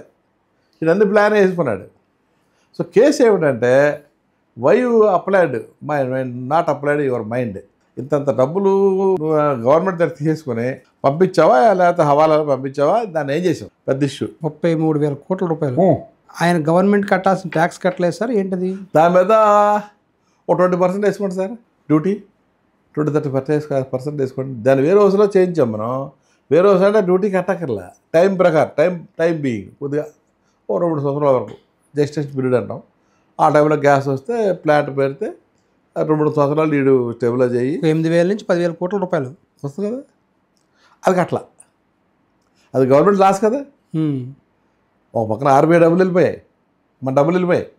ఒక పక్కన మనకు రావాల్సిన డబ్బు రావట్లేదు. ఇక్కడేమో ఉద్యోగం లేదు, అక్కడ ఫ్యాక్టరీ లేదు, ఈ చేస్తారు ఎవడో తెలియట్లేదు. ఇన్ని డిటైన్ చేసి అరెస్ట్ చేసి క్వశ్చన్ అడిగితే తప్ప మనకు రావని ఒక ఇది మా కమిషనరు నేను అనుకుని డిటైన్ చేద్దాం అనుకున్నాం. అయితే మేము అనుకున్నది ఏంటంటే, సో మన ఉద్యోగం ఎంతవరకు డ్యూటీ కలెక్ట్ చేయడం, మనం పిలిపిద్దాం. అంటే అబ్బాయి అంటే వాళ్ళు రారు కదా, వాళ్ళ కింద ఎవరో సీఈఓలు వాళ్ళు ఉంటారు కదా. అబ్బాయిని డ్యూటీ కడతావా లేదా గూడ్స్ని పంపించేస్తావా ఆయనకి అన్న స్టేజ్ తీసుకొచ్చాం సార్. ఆ టైంలో నేను ఇంకా అప్పటికి రిజైన్ చేసి మీరుంటే ఏదో మరి తెలియదు. ఆ సమయంలో వాళ్ళు నోటీస్కి స్పందించారా సార్? మీ నోటీస్ స్పందించారు వాళ్ళు. నాకు తెలిసినంత వరకు నాకు తెలిసిన ఊహ ఏంటంటే వాళ్ళు దాన్ని వెనక్కి పంపించేశారని విన్నా. వాళ్ళ వల్ల కాక ఇంత డ్యూటీ కట్టలేక, అంత డ్యూటీ కట్టాలంటే బ్యాంకు లోన్ ఇవ్వాలి కదా. 8,000-10,000 కోట్లు ఎవరిస్తారు లోన్? ఎవరుగా? ఇప్పుడు బ్యాంకు లోన్ ఇస్తే వాళ్ళు వెంటనే ఇంట్రెస్ట్ అడుగుతారుగా. మనం అంటే ఇంట్రెస్ట్ లేదు, గవర్నమెంట్ దగ్గర ఇంట్రెస్ట్ లేదు కదా అని నాకు తెలిసింది. ఏంటంటే వదిలేశారు, వాళ్ళు పట్టుకుపోయారు. ఇదంతా లాస్ అయింది వాళ్ళకి కంపెనీ. అందుకనే అనిల్ అంబానీ కంపెనీస్ అన్ని లాస్లో ఉంటాయి మీరు చూస్తే. ఇప్పుడు ఈ సంఘటన తర్వాత, అంటే దీనికి ముందు ఇంకా మీరు బాంబేలో పనిచేసిన 7-8 ఏళ్ళ కాలం కావచ్చు, ఢిల్లీలో పనిచేసిన కాలం కావచ్చు, ఆ తర్వాత బెంగళూరులో కాదు, ఈ తరహా సంఘటనలు ఏమైనా ఉన్నాయి సార్ ఇంకా ఇలాంటివి? బెంగళూరులో ఇన్ఫోసిస్లో ఒక ఇన్సిడెంట్ జరిగింది సార్. ఇన్ఫోసిస్లో ఏం చేశారంటే, సర్వీస్ ట్యాక్స్లో ఉన్నప్పుడు నేను శ్రవణ్ కుమార్, అమితేష్ అని ముగ్గురు ఉండేవాడు, అడిషనల్ కమిషనర్స్ ముగ్గురు. మంచి ఇన్వెస్టిగేషన్ చేస్తూ ఉండేవాడు. అక్కడ మంచి టీం ఉండేది సార్. సూపరింటెండెంట్స్, ఇన్స్పెక్టర్స్, మంచి స్మార్ట్ ఫెలోస్ ఉండేవారు. అక్కడంతా సాఫ్ట్వేర్ కంపెనీస్ కదా. సాఫ్ట్వేర్ ఏంటి సార్ ఇది టూ మచ్ ఆఫ్ సాఫ్ట్వేర్ అది. మన ఆ డబ్బులు నెస్కామా ఇది ఉండేది ఒక కంపెనీ లాగా ఏజెన్సీ, అది మొత్తం డేటా కలెక్ట్ చేసేది. ఆ డబ్బులు ఎక్కడ పోతున్నాయో పెద్ద గమ్మికి వచ్చిన ఉంటుంది పరిస్థితి. ఎవడు పోతున్నాడు ఏమో తెలియదు. అది వ్యాస్ట్ సర్వీసెస్ కదండి. ఏం జరిగింది సార్ ఇన్ఫోసిస్లో? ఎక్స్పోర్ట్ చేస్తారు, ఎక్స్పోర్ట్ చేస్తారు. ఎందుకంటే సర్వీస్ సెక్టర్ దాని మీద డ్యూటీ లేదు. ఎక్స్పోర్ట్ చేసేవారు, ఎక్స్పోర్ట్ చేసినా డ్యూటీ లేదు. వాళ్ళ సర్వీస్ ఇంపోర్ట్ చేసినా డ్యూటీ లేదు, ఫ్రీ. కానీ ఎక్స్పోర్ట్ చేసినప్పుడు వాళ్ళకి ఇన్సెంటివ్స్ ఇవ్వాలి. మనం 1000 రూపాయలు ఎక్స్పోర్ట్ చేస్తే 10 రూపాయలు గవర్నమెంట్ ఇస్తుంది ఇన్సెంటివ్. దానివల్ల మనకేంటంటే వాళ్ళు కట్టే ఇన్కమ్ ట్యాక్సో, వాళ్ళు కట్టే సర్వీస్ ట్యాక్సో, వాళ్ళు ఇస్తున్న ఎంప్లాయ్మెంట్ జనరేషనో, వాళ్ళు ఇస్తున్న సోషల్ సెక్యూరిటీయో, రోడ్లు అయ్యో చాలా చేస్తారు కదా వాళ్ళు కూడా. సాఫ్ట్వేర్లు, హాస్పిటల్ సార్, రోడ్లు, సిఎస్ఆర్ ఫండ్స్ కింద సిఎస్ఆర్ అయితే సెపరేట్గా ఇస్తారు. ఇవన్నీ చేస్తుంటారు. కాబట్టి గవర్నమెంట్ ఎక్స్పోర్ట్స్ సాఫ్ట్వేర్ అంటే అది మంచి ఇది. దానిలో ఈ ఇన్ఫోసిస్ పెద్ద కంపెనీ, ఎక్కడ వ్యాస్ట్ సముద్రం లాంటిది. దానిలో మామూలు ఏం చేశారంటే ఈ ఇన్ఫోసిస్ అతను ఎక్కడ సర్వీస్ ట్యాక్స్ కట్టలేదని కనిపెట్టి సూపరింటెండెంట్ కనిపెట్టేసి నోటీస్ ఇచ్చాడు, నువ్వు కట్టలేదు. ఆ నోటీస్ ఇచ్చేటప్పటికి భయపడిపోయాడు. ఇన్ఫోసిస్కి సర్వీస్ ట్యాక్స్ ఇవేషన్ అది పెద్ద ఇది కదా సార్. ఇన్ఫోసిస్ది స్టాక్ ఎక్స్చేంజ్లో వాళ్ళకి తెలిస్తే మొత్తం క్రాష్ అయిపోద్ది కదా. నోటీస్ అయితే జరిగి ఇచ్చాడు. లబో దిబో అనుకుంటే వాళ్ళు పరిగెత్తుకుంటే చిదంబరం దగ్గరికి వెళ్ళి చిదంబరం గారు ఏం చేశాడు, కానీ చూశాడు అసలు ఏంటిది నోటీస్ అని. మీరు కట్టలేదని ఉంది.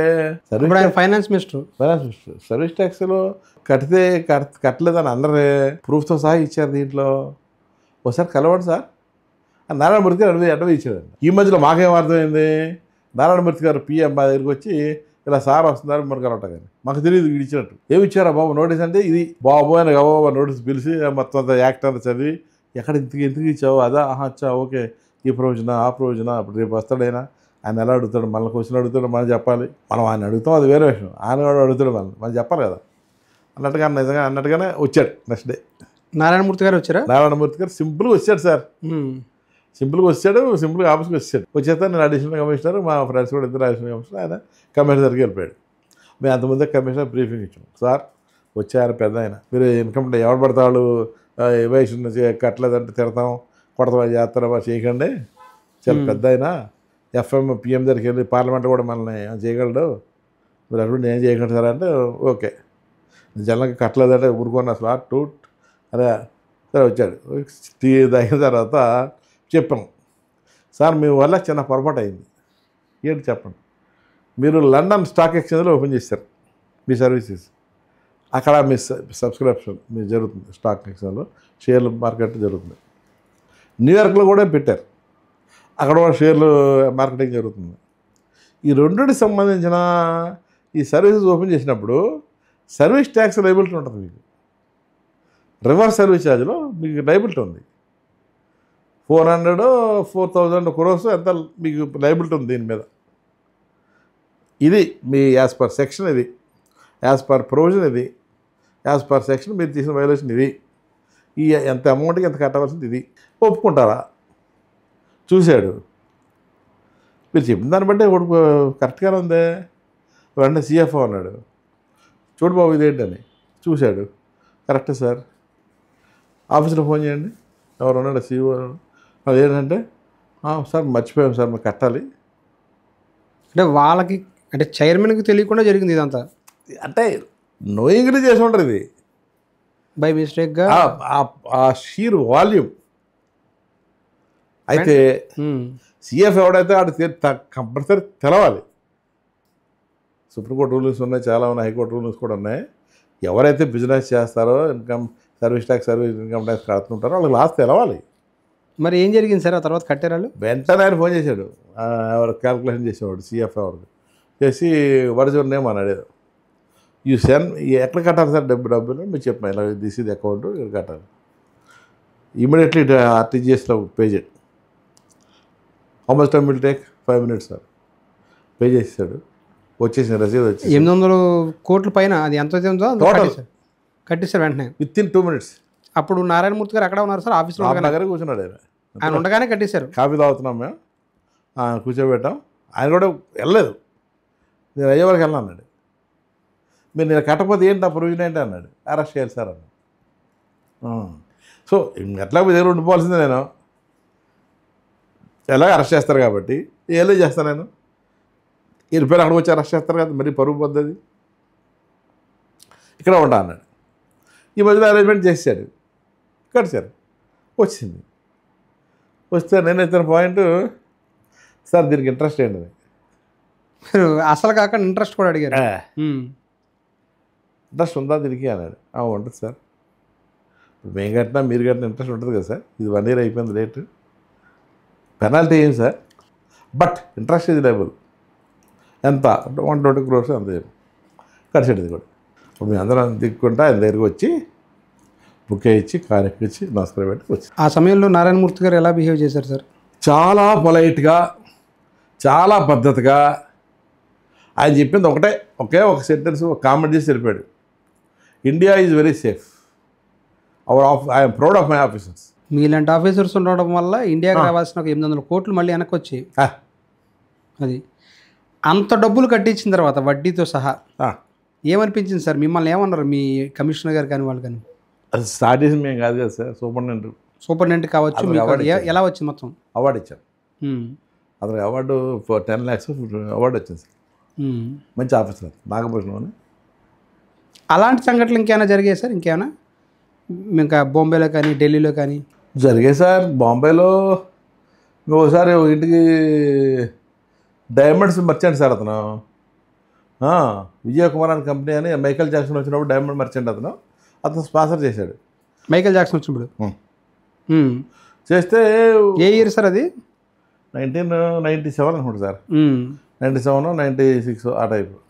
వచ్చినప్పుడు ఇంటెలిజెన్స్ ఏంటంటే రిపోర్టు ఇప్పుడు చాలా డబ్బులు ఖర్చు పెట్టాడు అని. మైకేల్ జాక్సన్ ప్రోగ్రామ్ అంటేనే చాలా పెద్ద ఫెమిలియర్ ప్రోగ్రామ్. సో ఇన్వెస్టిగేషన్ మా దగ్గరికి వచ్చినప్పుడు మేము కస్టమ్స్లో ఉన్నాం. అప్పుడు బాంబేలోనే సార్ ఇది? Bombay.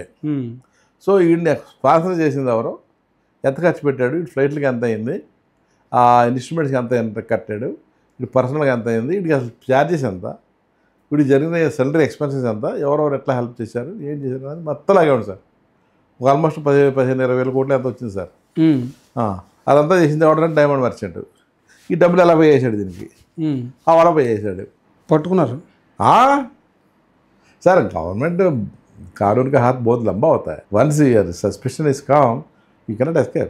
Government is very powerful. అతను పట్టుకుని అరెస్ట్ చేశారా లేకపోతే హవాలా డబ్బులు ఎలా? అది వి హావ్ ఫోకస్డ్. తెలిసిపోయింది, సోర్స్ తెలిసిపోయింది. ఇది మోడస్ ఆపరండి. ఎలా చేశారంటే ఈ డైమండ్ల కోసం ఇలా చేశారనేది అదొక పార్ట్. మైకేల్ జాక్సన్కి తెలియదు ఇవన్నీ ఎలా జరుగుతుందని, వీళ్ళ స్పాన్సర్స్ ఎవరైతే చేస్తున్నారో చేసి ఉంటారని ఒక వినికిడి. ఆ వినికిడి పట్టుకొని మేము ఇన్వెస్టిగేషన్ చేసాం. చేసి ఒకసారి ఆ డైమండ్ దానికి రైడ్ చేయాల్సి వచ్చింది. ఎంత పట్టుకున్నారు సార్ అప్పుడు? ఇప్పుడు డైమండ్స్ దొరికాయి, కచ్చా డైమండ్స్ దొరికాయి, పాలిష్ కూడా దొరికాయి. అయితే దాంట్లో జరిగింది ఏంటంటే చాలా సెన్సిటివ్ లెటర్స్ కూడా దొరికాయి. ఆ లెటర్స్లో ఏంటంటే ఆ డైమండ్ మర్చెంట్ డాటర్కి డైవర్స్ ఏదో అవుతుంది. ఆ డైవర్స్లో కరెక్ట్గా మేము రైడ్ చేసిన రోజునే పెళ్ళి, ఆల్టర్నేటివ్ పెళ్ళి. సో మేము తీసుకెళ్ళి కస్టడీకి తీసుకెళ్తే మెజిస్ట్రేట్ ముందు సడన్గా ఆవిడ ప్లీ ఏంటంటే, లాయర్ ప్లీ ఏంటంటే, సార్ మ్యారేజ్ ఇవ్వలేదు సార్. అది చూస్తే సెకండ్ మ్యారేజ్. ఆ సెకండ్ మ్యారేజ్ ఎందుకని మేము లెటర్స్ ఫర్దర్గా చూస్తే సమ్ ప్రాబ్లం. అయినా సరే మేము అనుకున్నాం బెయిల్ అపోజ్ చేయొద్దులే, ఆస్పిషియస్ డే కాబట్టి బెయిల్ అపోజ్ చేయలేదు. బెయిల్ అపోజ్ చేయనందుకు మా మీద ఛార్జ్ షీట్లు ఇచ్చారు. అపోజ్ చేయలేదు. అయితే అల్టిమేట్గా జడ్జికి అర్థమైంది మానవతా దృష్టిలో చేయలేదు, కానీ వీళ్ళు డబ్బులు తీసుకుని ఫ్రాడ్ అదేమి లేదు కదా అని చెప్పి కొట్టారు. అతను పట్టుకున్నారు సార్ తర్వాత? పట్టుకున్నాడు, డబ్బులు కట్టాడు. ఎంత కట్టాడు సార్ మొత్తం? కట్టి ఉంటాడు సార్ ఒక 450 కోట్లు. ఏం పేరు సార్ అతని పేరు? Merchant Vijay Kumar and company. Vijay Kumar and company ఇప్పటికి ఉందా సార్ అది బాంబేలో? సార్ ఐఆర్ఎస్ చేస్తున్న సమయంలో సడన్గా రాజకీయాల్లోకి ఎలా వచ్చారు అసలు? గంటా శ్రీనివాసరావు మా క్లోజ్ ఫ్రెండ్ సార్. ఎప్పటి నుంచి ఎలాగా? బాగా అంటే ఆయన ఎంపీగా ఉన్నప్పుడు నేను డాక్టర్ని. 2012 మంత్రి అయినా. గంట గారికి చదువుకున్న వాళ్ళన్నా ఇంటలెక్చువల్స్ అన్నా తెలుగు వెళ్ళాలంటే మహా ఇష్టం, అనుకోదు వీక్నెస్. సో రోజు మా ఇంటికి వచ్చేవాడు. ఎంపీగా ఉన్న దగ్గర నుంచి పరిచయం. ఎంపీ ఉన్నాడు, పరిచయం, ఉమ్, మంత్రి కూడా అయ్యాడు. ఉమ్, సో మంత్రి అయిన తర్వాత కూడా బాగా మాట్లాడుకోవడం, బాగా ఎక్స్టెన్సివ్గా ఫ్రెండ్లీగా, బాగా ఫ్రెండ్లీ సార్. నేను ఎంత ఫ్రెండ్లీ అంటే ఒకే మంచం ఒకే కంచం అనుకోండి, అంత ఫ్రెండ్లీగా ఉండేవాడు. ఇక్కడికి వచ్చిన తర్వాత రవి నువ్వు, నేనంటే ఫస్ట్ నుంచి కొద్దిగా ఇంట్రెస్ట్ ఉండేవాడు. 2014 వచ్చింది, 13లో అడిగాడు నన్ను, ఏమైనా పోటీ చేస్తావా ఎలక్షన్స్ కానీ, చేయొచ్చా, అదే ఐఆర్ఎస్ రాయొచ్చా, ఎంబీబీఎస్ అయిన ఐఆర్ఎస్ రాయొచ్చా, అది పెద్ద డైలమా అప్పుడు. ఎంబీబీఎస్ వాళ్ళు రాయకూడదని నా ఉద్దేశం. ఎంబీబీఎస్ వాళ్ళు అన్నది డాక్టర్ చేయాలంతే, ఐఆర్ఎస్కి ఏంటి సంబంధం, సివిల్స్కి వెళ్ళి వాళ్ళు తక్కువని. అది సివిల్స్కి ఏంటి సంబంధం, డాక్టర్ ఉద్యోగం చేసుకో. ఆ ఇంటర్వ్యూ కూడా అదే పోవాలండి నాకు, సివిల్స్లో కూడా ఇంటర్వ్యూ ఇదే పోవాలండి, లేదా ఐఏఎస్ టాపర్ అయ్యేవాడిని నా మార్కులకి. నన్ను మాటలు వేయలేదు సార్ ఇంటర్వ్యూలో. సేమ్ది ఇక్కడ, నేను ఐఆర్ఎస్ చేస్తాను, ఎంపీ అవ్వచ్చా, డైలమాలో పడ్డారు. ఇది అవ్వచ్చు, నేను ట్రై చేస్తానా, కొద్ది గొప్ప డబ్బులు ఖర్చు పెట్టుకోవాలి అన్నారు. ఏం కొద్ది గొప్ప ఏమంటారు అనుకున్నాను, నాకు తెలియదు సార్ ది డెప్త్. అడిగాడు, ఎస్ అమ్మా సీట్ ఇచ్చారు, అమలాపురం అన్నారు, అమలాపురం ఎస్సీ కాన్ఫరెన్స్ అన్నట్టున్నారు, మీరు నమ్మరు వినాయక్, అమలాపురం ఎక్కడ తెలియదు నాకు. నేను ఇక్కడ సర్వీస్ స్టేషన్లో ఉన్నప్పుడు అమలాపురం నా జ్యూరిడిక్షన్, ఎస్ఆర్ నా జ్యూరిడిక్షన్. ఒకసారి అట్లా గ్యాస్ లీక్ అవుతుంది, గ్యాస్ చోరీ అవుతుందని చెప్పి గ్యాస్ లీక్ని డిటెక్షన్ చోరీని ఆపుదామని వెళ్ళేది కూడా, ఆయన నాకు గుర్తులేదు అమలాపురం. అంత నెగ్లిజెంట్గా ఉండేవాడు. మనకేంటి సంబంధం అన్నాడు. అమలాపురం సీట్ ఇచ్చేటప్పటికి 2014 ఏప్రిల్ 14th ఇచ్చారు sir seat. 16th nomination file చేయాలి, 14th నా సీట్ రేపుగానే ఏం చేయాలో తెలియదు నాకు. గంట ఇంటికి వెళ్ళాను, బాగా సీట్ ఇచ్చారని పేపర్లో దీంట్లో స్కూల్లో వస్తుంది. నెక్స్ట్ ఏంటి, నెక్స్ట్ ఏంటర్ బాబు ఎన్టీఆర్ భవన్ ఒకటి ఉంటుంది హైదరాబాద్, వెళ్ళి బీ-ఫార్మ్ తీసుకోమన్నాడు. ఇదేంటి బీ-ఫార్మ్ నాకు తెలియదు. బీ-ఫార్మ్ అంటే బాబు ఎలక్షన్కి చంద్రబాబు గారు సంతకం పెట్టి ఉంటారు, తీసుకురావాలి పార్టీ తరపు నుంచి మిమ్మల్ని టికెట్ ఇచ్చినట్టు ఫారం అది. నాకు తెలీదు ఎన్టీఆర్ భవన్ ఎక్కడ, కరమరా భవన్, నువ్వు ఎంపీ టికెట్ ఇస్తున్నారు, నీకు పార్టీ ఆఫీస్ అక్కడ తెలియదు, ఏం చెప్తాను ఇక, కనుక్కుంటా వెళ్ళు అని చెప్పి 2015కి వచ్చాను సార్. 14-15 తారీఖు వచ్చాను. ఇప్పటికీ చంద్రబాబు గారు అటు వచ్చారు, మండపేట తిరుగు క్యాంపెయిన్ చేసుకుంటా. ఆ టైంకి ఎక్కాను మాత్రానికి 16 నామినేషన్ పోయింది. ఎన్టీఆర్ భవన్కి వెళ్ళారా అలాగా? ఒక్కడండి ఆ గేట్ ధర అని ఆపాడు. ఎవరు మీరు అని అడిగారా? ఎవరు మీరు అన్నాడు. నేను ఇలా రవీంద్రబాబు అయితే నాకు నా ఎంపీ టికెట్ వచ్చిందని చెప్పారు సార్. ఓ మీరే సార్, రండి సార్, మీరు ఒకరితో పెండింగ్ అక్కడ. అది ఎత్తే తీసుకున్నాడు, కాఫీ ఇచ్చాడు ఆయన. ఆయన ఎవరో మరి జనార్దన్ అనుకుంటా, అప్పుడు జనార్దన్ గారే కదా పార్టీ కార్యాలయం అనుకుంటా. చూసుకొని వచ్చేసి నామినేషన్ ఫైల్ చేస్తే అంత ఎండ చెమట, అంతవరకు ఏసీ రూమ్లో ఉండి డాక్టర్గా వేసి, ఐఆర్ఎస్ వేసి, ఇల్లు వేసి, కారు వేసి, అప్పటికే సుఖం మరిగేశారు. తగ్గితే వేసి, దగ్గితే తుమ్మితే వేసి, ఇక్కడ చూసిన కంఫర్ట్స్, లగ్జరీ, డబ్బు, క్యాష్, పరువు, ప్రతిష్ట, ఒక జోరు జరుగుతుంది. ఎక్కడ పల్లెటూరు, ఎక్కడ ఐఆర్ఎస్, ఎక్కడ కస్టమ్స్, ఎక్కడ సోఫిస్టికేషన్, ఎక్కడిది రా బాబోయ్. 5 స్టార్ హోటల్లో మా అమ్మని తీసుకెళ్తే మా అమ్మ కళ్ళు తిరిగిపడిపోయి, ఓ బాబు కళ్ళు తిరిగిపోతున్నాను, ఇదేంట్రా బాబు నా లైట్లు అటువంటిది. మా అమ్మ ఫ్లైట్ ఎక్కితే నా చేయబడుకుని, ఒరే బాబాయ్ చచ్చిపోతాను, ఏం బాగోలే అంటే, పోతే పోనరా నీ చేతిలో చచ్చిపోతాను అనేది. అంటే ఎక్కడి నుంచి అడగలే చూడండి sir. These are the moments sir, ఇవి సార్ మూమెంట్స్. టికెట్ వచ్చింది అని చెప్పగానే ఏమనిపించింది సార్ మీకు? ఏమనిపించలేదు సార్, అంటే దాని నాకు తెలియదు సార్. అంటే ఎంపీ అంటే ఏంటి కూడా తెలియదు మీకు? నాకు తెలియదు సార్. ఏం నామినేషన్ ఫైల్ చేసినప్పుడు చిరాకు పడుతున్నాను నేను. అది టాప్ క్లాస్ జీబీలో కూర్చోబెట్టి పసుపు రాసి, కుంకుమ రాసి, పూలు పెడతారు కదా, పూలు వేసి చెమట సార్, చెమట వచ్చేస్తుంది నాకు. ఎవరే బాబు గుడి పట్టుకుందామా అనుకుంటానండి. ఆ మడ్డ సత్యనారాయణ గారు ఆఫీసులో అయితే మీకు గొడుగు పట్టుకున్న వాళ్ళు ఉంటారు కదా. ఎలాగా ఇది ఇంత ఎండకి బాబోయ్ ఎక్కడైనా ఆగితే బాగుండు, కొద్దిగా కూల్ డ్రింక్ తాగొద్దాం, ఇదే గోల్లో ఉన్నాను సార్. నేను కలెక్టర్ ఆఫీస్కి వెళ్ళాం. అమ్మయ్యా బా ఇక్కడ చల్లమందిరా బాబు. ఆడు ముత్యాల రాజు అక్కడ నా రిటర్న్ అవసరం. ముత్యాలు లేదు కానీ, హాయ్ ముత్యాల్, మీ జూనియర్ అయినా బ్యూరోక్రాటిక్ ఇదిగా ఉంటుంది కదా. Hi Mutyal, how are you అంటే, ఫైన్ సార్. ఆడేమో అప్పటికి జిరాడు తెరిపోయాడు. కూర్చోబెట్టిన తర్వాత I need immediately fresh water యార్, ఐస్ వాటర్. నాకు చదువుతున్నాడు sir no ice water sir ordinary water sir why ice water యార్ please no sir sir you are politician sir okay give me some coffee యార్ రిటర్నింగ్ ఆఫీసర్ మరికి sir coffee అలా చేయడానికి ఉండదు కదా అక్కడ. సార్ లేదు sir I'm not suppose to offer you coffee ఇవ్వబ్బా నాకు ఫీలింగ్ థర్స్టీ కాఫీ ఇవ్వబ్బా అది నా బాధపడ్డాక ఇచ్చాడు కాఫీ తాగుతూ ఒక బిస్కెట్ ఇవ్వరా అన్న ఇలా చూస్తూ పైకేది చాలా కష్టం సార్ మీరు చూపులు అర్థమైపోయింది మీకు. అయ్యి బాబోయ్ ఏంటి సార్ ఇన్ని మీరు సార్ మీరు పొలిటీషియన్ సార్ తెలుసా సార్ నేను పొలిటీషియన్ ఎక్కడైనా ఇప్పుడే నామినేషన్ ఫైల్ చేస్తున్నాను. ఆ సమయంలో నెగ్గుతారని అనుకున్నారా సార్? అదే ఊరుకోండి సార్ మీరు జోకులేస్తారు నాకు అది నామినేషన్ తెలియదు అంటే అవలాపురం ఎక్కడది నామినేషన్ ఫైల్ చేస్తానంటే మా ఆవిడ సున్నిత తెలియదు, మా పిల్లలకు తెలియదు, మా అక్కాజీలు ఎవరికో తెలియదు, అసలు మీరు వేసినట్టు ఎవరికి తెలియదు ఇంట్లో. తెలియదు. వచ్చారు అందరు తెలుసుకొని మా ఫ్రెండ్స్కి తెలియదు, డబ్బులు లేవు, నామినేషన్ చేసాం ఏం చేయాలని అడిగాం, తిరగమన్నారు తిరిగా. ప్రెషర్ అడుగుతూ ఉంటారు ఎక్కువగా. ఏంటి సార్ మీరు చూస్తాకేమో తినట్టుకున్నారు, ఇదే పెద్ద కాన్స్టిట్యున్సీ, పెద్ద అడావుడు కాన్స్టిట్యున్సీ అంతట్టు మరి ఎలా ఇంత పెద్ద కాన్స్టిట్యున్సీ ఎలా చేసుకుంటారండి అని అడిగాడు. నాకేం తెలియదండి. ఐఆర్ఎస్ చదివారు ఆ మాత్రం తెలియకుండా ఎలా ఉంటుంది సార్? ఐఆర్ఎస్ తెలుసు, పార్లమెంట్ అంటే తెలుసు, అసెంబ్లీ తెలుసు, కానీ ఎలక్షన్ నాకేం తెలుసు, నేను పోటీ చేస్తే నాకేం తెలుసు.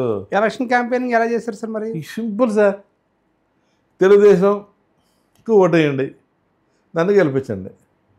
ఒక ప్రశ్న అతను కూడా మిమ్మల్ని ఎందుకు గెలిపించాలి సార్, మీకు ఎందుకు ఓటేయాలి సార్? ఓటేయమని అడుగుతున్నా, తెలుగుదేశంకి ఏమని అడుగుతున్నా, మీకు ఇష్టం ఉంటే వేయండి, ఆ పార్టీకి బాగుంది అనుకుంటే ఆ పార్టీ వేసినప్పుడు మానేయండి. మరి మీరేంటి సార్ ఎలా అంటారేంటి సార్ వాళ్ళు మానేయమంటారేంటి? నా సంగతి చెప్పలేం కదా సార్. ఇప్పుడు నేను ఏం చేశాను, నేను ఏం చేయగలను మీకు చెప్పగలనా? అబద్ధాలు చెప్తాను తప్ప అబద్ధాలు చెప్తా కమ్మంటే చెప్పలేను కదా. నేను నా వల్ల కాదు సార్, నాకు అబద్ధాలు చెప్పడం రాదు, లేని పని మాటలు చెప్పడం నాకు రాదు, నాకు ఏమీ తెలియదు. నన్ను గెలిపించండి, ఏం కావాలో చేస్తా. చదువుకున్నాను కాబట్టి. నమ్మారా సార్ జనాలు మరి? చదువుకున్నాను కాబట్టి నన్ను ప్రచారం ఇలా మాట్లాడితే జనాలు నమ్ముతారు అసలు? నన్ను నమ్మితే వేయండి, లేకపోతే తెలియదు. నాకు అది ఏమీ తెలియదు అంటే వాడు అన్నాడు, ఒక ఆయన అన్నాడు, సార్ మీరు చాలా తెలుగుగా మాట్లాడుతున్నారు సార్, మీరు ఏమి తెలియదు అనుకుంటున్నారు, మీరు చాలా తెలుగుగా మాట్లాడుతున్నారు సార్, దీనివల్ల చాలామంది అట్రాక్ట్ అవుతున్నారు సార్ మేము అని. అయితే మంచిదే కదా, మంచిదే కదా సార్, నేను చెప్పింది మాత్రం కరెక్ట్, నాకు ఏమీ తెలియదు. ఎన్ని నెలలు సార్? 1 నెల కదా? 15 రోజులు సార్. 15 రోజులే. ఏమి తెలియకుండా ఎలా వచ్చారు సార్? మీ వెనకాల రిలయన్స్ ఉందంట, మీ వెనకాల అంబానీ గారు ఉన్నారంట, మీ వెనకాల గంటా శ్రీనివాసరావు ఉన్నారంట, మీ వెనకాల పత్తిపడుప నాకు తెలియదు. ఉన్నారు, గంటా శ్రీనివాస గారు ఉన్నారు. చంద్రబాబు దగ్గరికి ఎలా ఇచ్చేస్తారు సార్ సీటు మీకు, ఎంపీ సీటు? మీరు మరీ తాడేలు కట్టేస్తున్నారు సార్ మీరు అని ఆయన. గంటా శ్రీనివాసరావు గారు మిమ్మల్ని తీసుకెళ్లారు సార్ దగ్గరుండి చంద్రబాబు నాయుడు గారి దగ్గరికి? ఆయన చూసి ఏమన్నారు చంద్రబాబు నాయుడు గారు మిమ్మల్ని చూసిన వెంటనే? చిరాకు పడ్డాడు. ఏమని? చాలా ఆర్గ్యూ చేశారు. ఏమని? సార్ చంద్రబాబు గారు మీ పాలసీలన్నీ యాంటీ పూర్, మీరు పేద ప్రజలకు ఏం చేయరు, ఇప్పుడు రిచ్ పీపుల్ గురించి ఆలోచిస్తారు, క్యాపిటలిస్ట్ మీరు. ఫస్ట్ మీటింగ్లోనే మీలాంటి వాళ్ళు ఇటువంటి ప్రజాస్వామ్యానికి సరిగ్గా మ్యాచ్ అవ్వరు సార్. మీరు మ్యాచ్ అవ్వాలంటే మీ యొక్క పద్ధతులు మార్చుకోవాలి సార్, మీ పాలసీలు మార్చుకోవాలి, మీ పద్ధతులు మార్చుకోవాలి, మీ గవర్నెన్స్ మార్చుకోవాలి, మీ ఎకానమీ మార్చుకోవాలి. ఈ మాట అంటే పక్కన గంటా శ్రీనివాసరావు గారు ఉన్నారు సార్. గంటా, సుజనా చౌదరి, ఆడు గరికపాటి రామ్మోహన్ రావు, 5-6 ఉన్నారు. ఏమంటున్నారు వాళ్ళందరూ? మిమ్మల్ని వారించలే? నేను చైనా ఎగ్జాంపుల్ చెప్పా, రష్యన్ బోల్షివిక్ రెవల్యూషన్ చెప్పా, అమెరికన్ క్యాపిటలిజం చెప్పా, ఫ్యూడల్ కాస్ట్ కమ్యూనిజం చెప్పా, తర్వాత ఇండియన్ మిక్స్డ్ ఎకానమీ చెప్పా, దీంట్లో ఏది ఎట్లా అన్నది చెప్పా. ప్రతిదీ కూడా ఎగ్జాంపుల్ చెప్పుకుంటే వెళ్ళా. ఎంతసేపు ఇవన్నీ చెప్తుంటే అన్నాడు. విన్నారా? అన్నాడు బ్రీఫ్గా, చాలా బ్రీఫ్గా చెప్తుంటే వీటన్ని డబ్బులు ఎక్కడే అన్నాడు. Sir there is a way, there is a will, there is a way sir. డబ్బులు ఏంటి సార్? ఇప్పుడు మన పక్కన చైనా ఏం కంట్రీ సార్, అది మనకన్నా వర్స్ట్ కంట్రీ కదా సార్. ఇప్పుడు ఎక్కడికి వెళ్ళిపోయింది సార్? శ్రీలంక ఏమిటి సార్ అది? సార్ పాకిస్తాన్ బెటర్ సార్ మనకన్నా చాలా విషయాల్లో ఎకానమీలో. మరి ఏంటి సార్ మనం ఏం చేస్తున్నాం సార్ ఇండియాలకి? ఏం చేయట్లేదు సార్. మీరు నాకు ఎంతగా ఇంట్రెస్ట్ అంటే ఇది జరిగిన తర్వాత బయటకు వచ్చిన తర్వాత గంటా శ్రీనివాసరావు గారు అని ఉంటారుగా నీకు టికెట్ రాదని? మీకు విజన్ ఉంది సార్ చంద్రబాబు గారు, మీరు చాలా పవర్ఫుల్ లీడరు, మీరు మార్చుకోండి పద్ధతిలో, దేశానికి ఉపయోగపడుతుంది, రాష్ట్రానికి ఉపయోగపడుతుంది సార్. అందులో బైఫర్కేషన్ అయిపోయింది. ఇది మీరు మార్చుకుంటే sir, I'm telling you, you will be the greatest leader. మీకు అదొకటే కాంబినేషన్ మిస్ అవుతుంది సార్. సార్ నమ్మండి సార్ అని అన్సర్టన్ గ్లోరీ అని బుక్ అమర్త్య సేన్ బుక్ రాసి పట్టుకెళ్ళి ఇచ్చాను సార్. సార్ ఈ పుస్తకం చదవండి, మీలాంటి విజన్ ఉన్నవాళ్ళు చదవాలి, కొద్దిగా పాలసీలు మార్చుకోవాలి, చదివితే ఆర్థిక వ్యవస్థ రాష్ట్రానికి ఉపయోగపడుతుంది సార్. దయచేసి దీన్ని షోకేస్లో పెట్టకండి సార్. నాకు సీట్ ఇచ్చినా ఉపయోగం, అది పక్కన పెట్టండి సార్. దయచేసి ఒక ఐఆర్ఎస్ ఆఫీసర్ ఇచ్చాడని చదవండి సార్ ప్లీజ్. నాకు ఇంతకుముందు చెప్పేది ఏం లేదు సార్. వెళ్ళొచ్చు సార్, వెళ్ళరండి, వస్తుంది సార్. ఇది కూడా సరే రాదు అప్పటికి. ఏమన్నారు సార్ ఇప్పుడు తర్వాత బయటకు వచ్చిన తర్వాత గంటా శ్రీనివాసరావు గారు గంట బయటకు వచ్చాడు. మీరు అడిగినట్లు మీరు కొద్దిగా తొందరగా వెళ్ళిపోయారు, నేను లేట్గా చెప్తాను అంతే. ఏమయ్యా ఇంటర్వ్యూ నీకన్నా, ఇంటర్వ్యూ నీకా చంద్రబాబు గారికి అని అన్నాడు. నాకే మరి ఆయన అడుగుతాడు క్వశ్చన్లు. ఆయన పార్టీలో చేరాలని వచ్చారు, నువ్వు ఆయన క్వశ్చన్లు అడుగుతావేంటి? టికెట్ కోసం వచ్చావు కదా, వచ్చాను. మరి ఆయన అడుగుతావేంటి క్వశ్చన్లు? మరి అటువంటి మాటలు మాట్లాడుతున్నాడు. నాకు కాలింది, చెప్పాను డైరెక్ట్గా. శభాష్ Ravindrababu, I'm great, you are great, proud of you. నీలాగా ఎంతమంది మొగనా వాళ్ళు ఉన్నారు ఇప్పుడు. You are daring devil. Ganta Srinivasarao గారు అన్నారా? You are dare devil. నీకు ఫ్యూచర్కి అసలు దోకలేదు. గో. కానీ టికెట్ వస్తుంది అనుకున్నారు అప్పుడు? టికెట్ వస్తుందా బాస్ అన్న. డౌట్ఫుల్లే, ఇంతలా మాట్లాడిన తర్వాత డౌట్ఫుల్లే. కానీ ఎక్కడో వారికి కొట్టింది. నేను చెప్పాను సార్, ఎస్సీసీలో ఇంత ఇంటలెక్చువల్స్ ఉండరు సార్. మంచి ఇంగ్లీష్ మాట్లాడతాడు, మంచి హిందీ మాట్లాడతాడు, కమాండ్ అన్నవాడు సార్. ప్లస్ మంచి హృదయం అన్నవాడు సార్, హ్యూమన్ క్వాలిటీస్ ఉన్నవాడు. ఏదన్నా సఫరింగ్ ఉందంటే వెంటనే దిగిపోతాడు కిందకి. సో మనం ఎంకరేజ్ చేద్దాం సార్, ఢిల్లీలో మనకు మంచి ఫలక్రమం అవుతాడు, మంచి సబ్జెక్ట్ ఉంది సార్ అని చెప్పాడు. అంట ఏం అలా లేడే మనిషి, కొద్దిగా అగ్రెసివ్గా ఉన్నాడు. ఈయన నిజంగానే ఐఆర్ఎస్ఆ, నిజంగానే జాబ్ చేశాడా, ఏమన్నా నక్సలైట్ అటువంటివి ఏం లేవు కదా అట. అవి అదేం లేదు సార్, నక్సలైట్ అటువంటివి ఏం లేవు. ఎందుకన్నా మంచిదని చెప్పి నేను ఎక్కడెక్కడ పనిచేశాను అక్కడ అన్నింటికి టీడీపీ వాళ్ళని పంపించారు. వెరిఫై చేసుకున్నారు అలా మా ఫ్రెండ్స్ అందరూ ఫోన్ చేశారు నాకు. ఎవరో టీడీపీ అంటారా, పలానా ఎవడో వచ్చాడరా నీ గురించి ఏటి అడుగుతున్నారు అని. బాంబే, ఢిల్లీ, బెంగళూరు అందరూ చెప్పారు నాకు. అంటే పూర్తి స్థాయిలో మిమ్మల్ని పరిశీలించిన తర్వాత టికెట్ అనౌన్స్ చేశారు. ఆహా, అందరూ నన్ను గురించి ఎంక్వైరీ చేస్తాను అన్నమాట. సరే ఫోన్ చేస్తే మంచిదే కదా, ఇస్తానమాట. అయ్యో పైన ఓకే, టికెట్ వస్తుందని అనుకోలేదు. కొండకే తాడు కట్టాము, వస్తే కొండ పోతు తాడు. ఏది మనకి, మాది పొలిటికల్ లైఫ్ అయితే కాదు, పొలిటికల్ ఫ్యామిలీ కాదు. టికెట్ వచ్చింది. వచ్చిన తర్వాత ఏ వచ్చింది టికెట్, ఎంపీ అంటే ఏంటి, ఎమ్మెల్సీ అంటే ఏంటి, ఎమ్మెల్యే అంటే ఏంటి, ఏది అని తెలుసుకునేలాగా ఎలక్షన్ అయిపోయింది.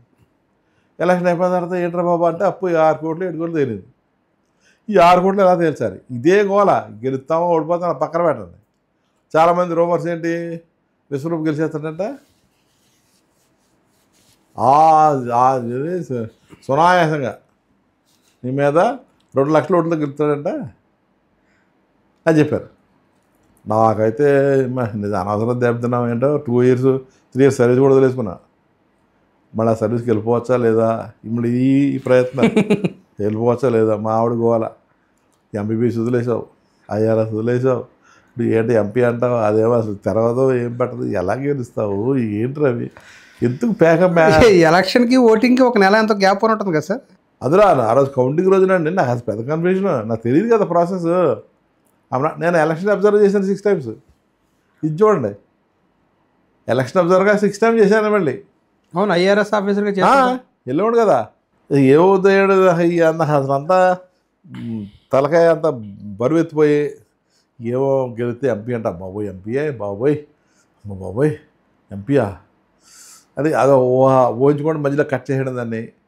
తీరా నిజంగా అయితే తట్టుకోగలనా, అవ్వకపోతే తట్టుకోగలనా, ఎందుకు వచ్చింది ఊహించుకోవడం అని మా ఆవిడ నెగలు సినిమాలు గట్రా ఈ సరదాలు ఎలక్షన్ కౌంటింగ్ రోజు వచ్చింది.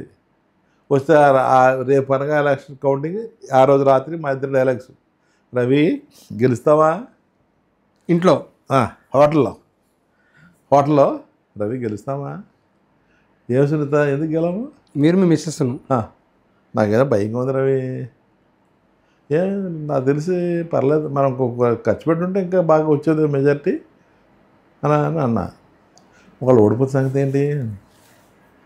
ఓడిపోవు మిమ్మల్ని.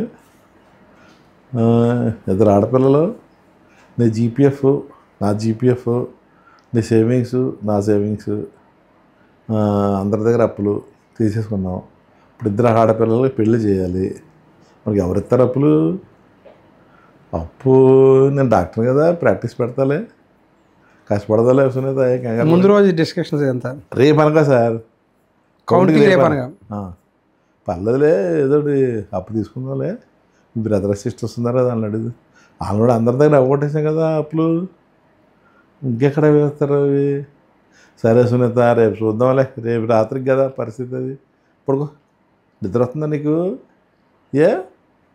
నాకు వస్తుంది నిద్ర, బాగానే వస్తుంది. పడుకో, నిద్ర వస్తుంది నీకు. పడుకుంటావా? పడుకో, నువ్వు లేట్ అయిపోయి పడుకుంటా. నిద్ర పెట్టింది సార్ పిచ్చగా. కౌంటింగ్ అయిన తర్వాత మీరు ఎంపీగా గెలుపొందారు అని చెప్పిన తర్వాత ఏమనిపించింది సార్? నేను అక్కడ ఉన్నా కదా సార్, ఇక్కడ ముత్యాల రాజు దగ్గర ఉన్నాను సార్, ఎదురుపోదు. నేను లోపలికి వెళ్తాకే నాకు తెలియదు సార్ అక్కడ ఎంపీ వేరు ఎమ్మెల్యే. నేను అమలాపురం ఎమ్మెల్యే దగ్గర కూర్చునిపోయా. అరగంట తర్వాత అటు చెప్తున్నాడు, సార్ మీరు ఇక్కడ రైట్ సార్, మీది ఎంపీ వేరు సార్ అని.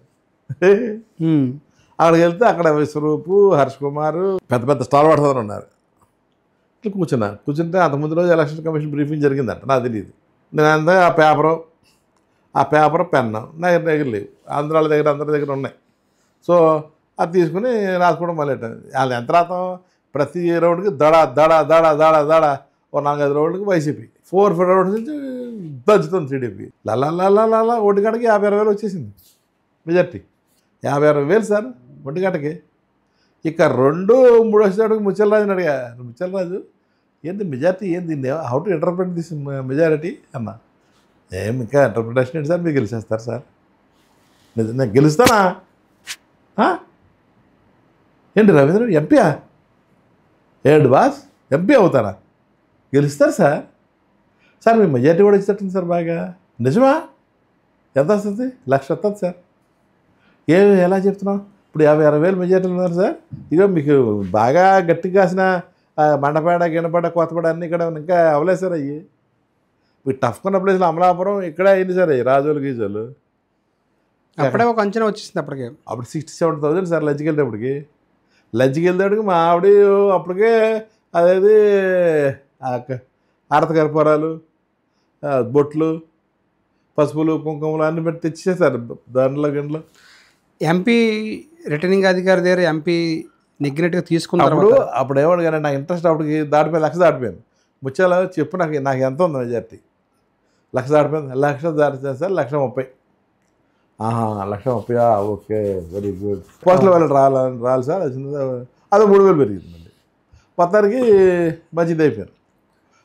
ఆ రిటర్నింగ్ అధికారి దగ్గర ఎంపీ మీరు నెగ్గిన ఫారం తీసుకున్నప్పుడు ఏమనిపించింది సార్? వాళ్ళు గగురు పడిచాను. ఎంపీ గగురు పడిచాను. నేను ఎంపీ అయ్యాను. ఆ కాగితం proof. It's a proof that I'm an MP and I have been elected as MP. It's not been nominated, I'm elected as. ఒక చిన్న పల్లెటూరు నుంచి ఎంబీబీఎస్ అయ్యి ఢిల్లీలో ప్రస్థానం మొదలుపెట్టారు. అక్కడ ఉంటూనే ఐఆర్ఎస్ అయ్యారు.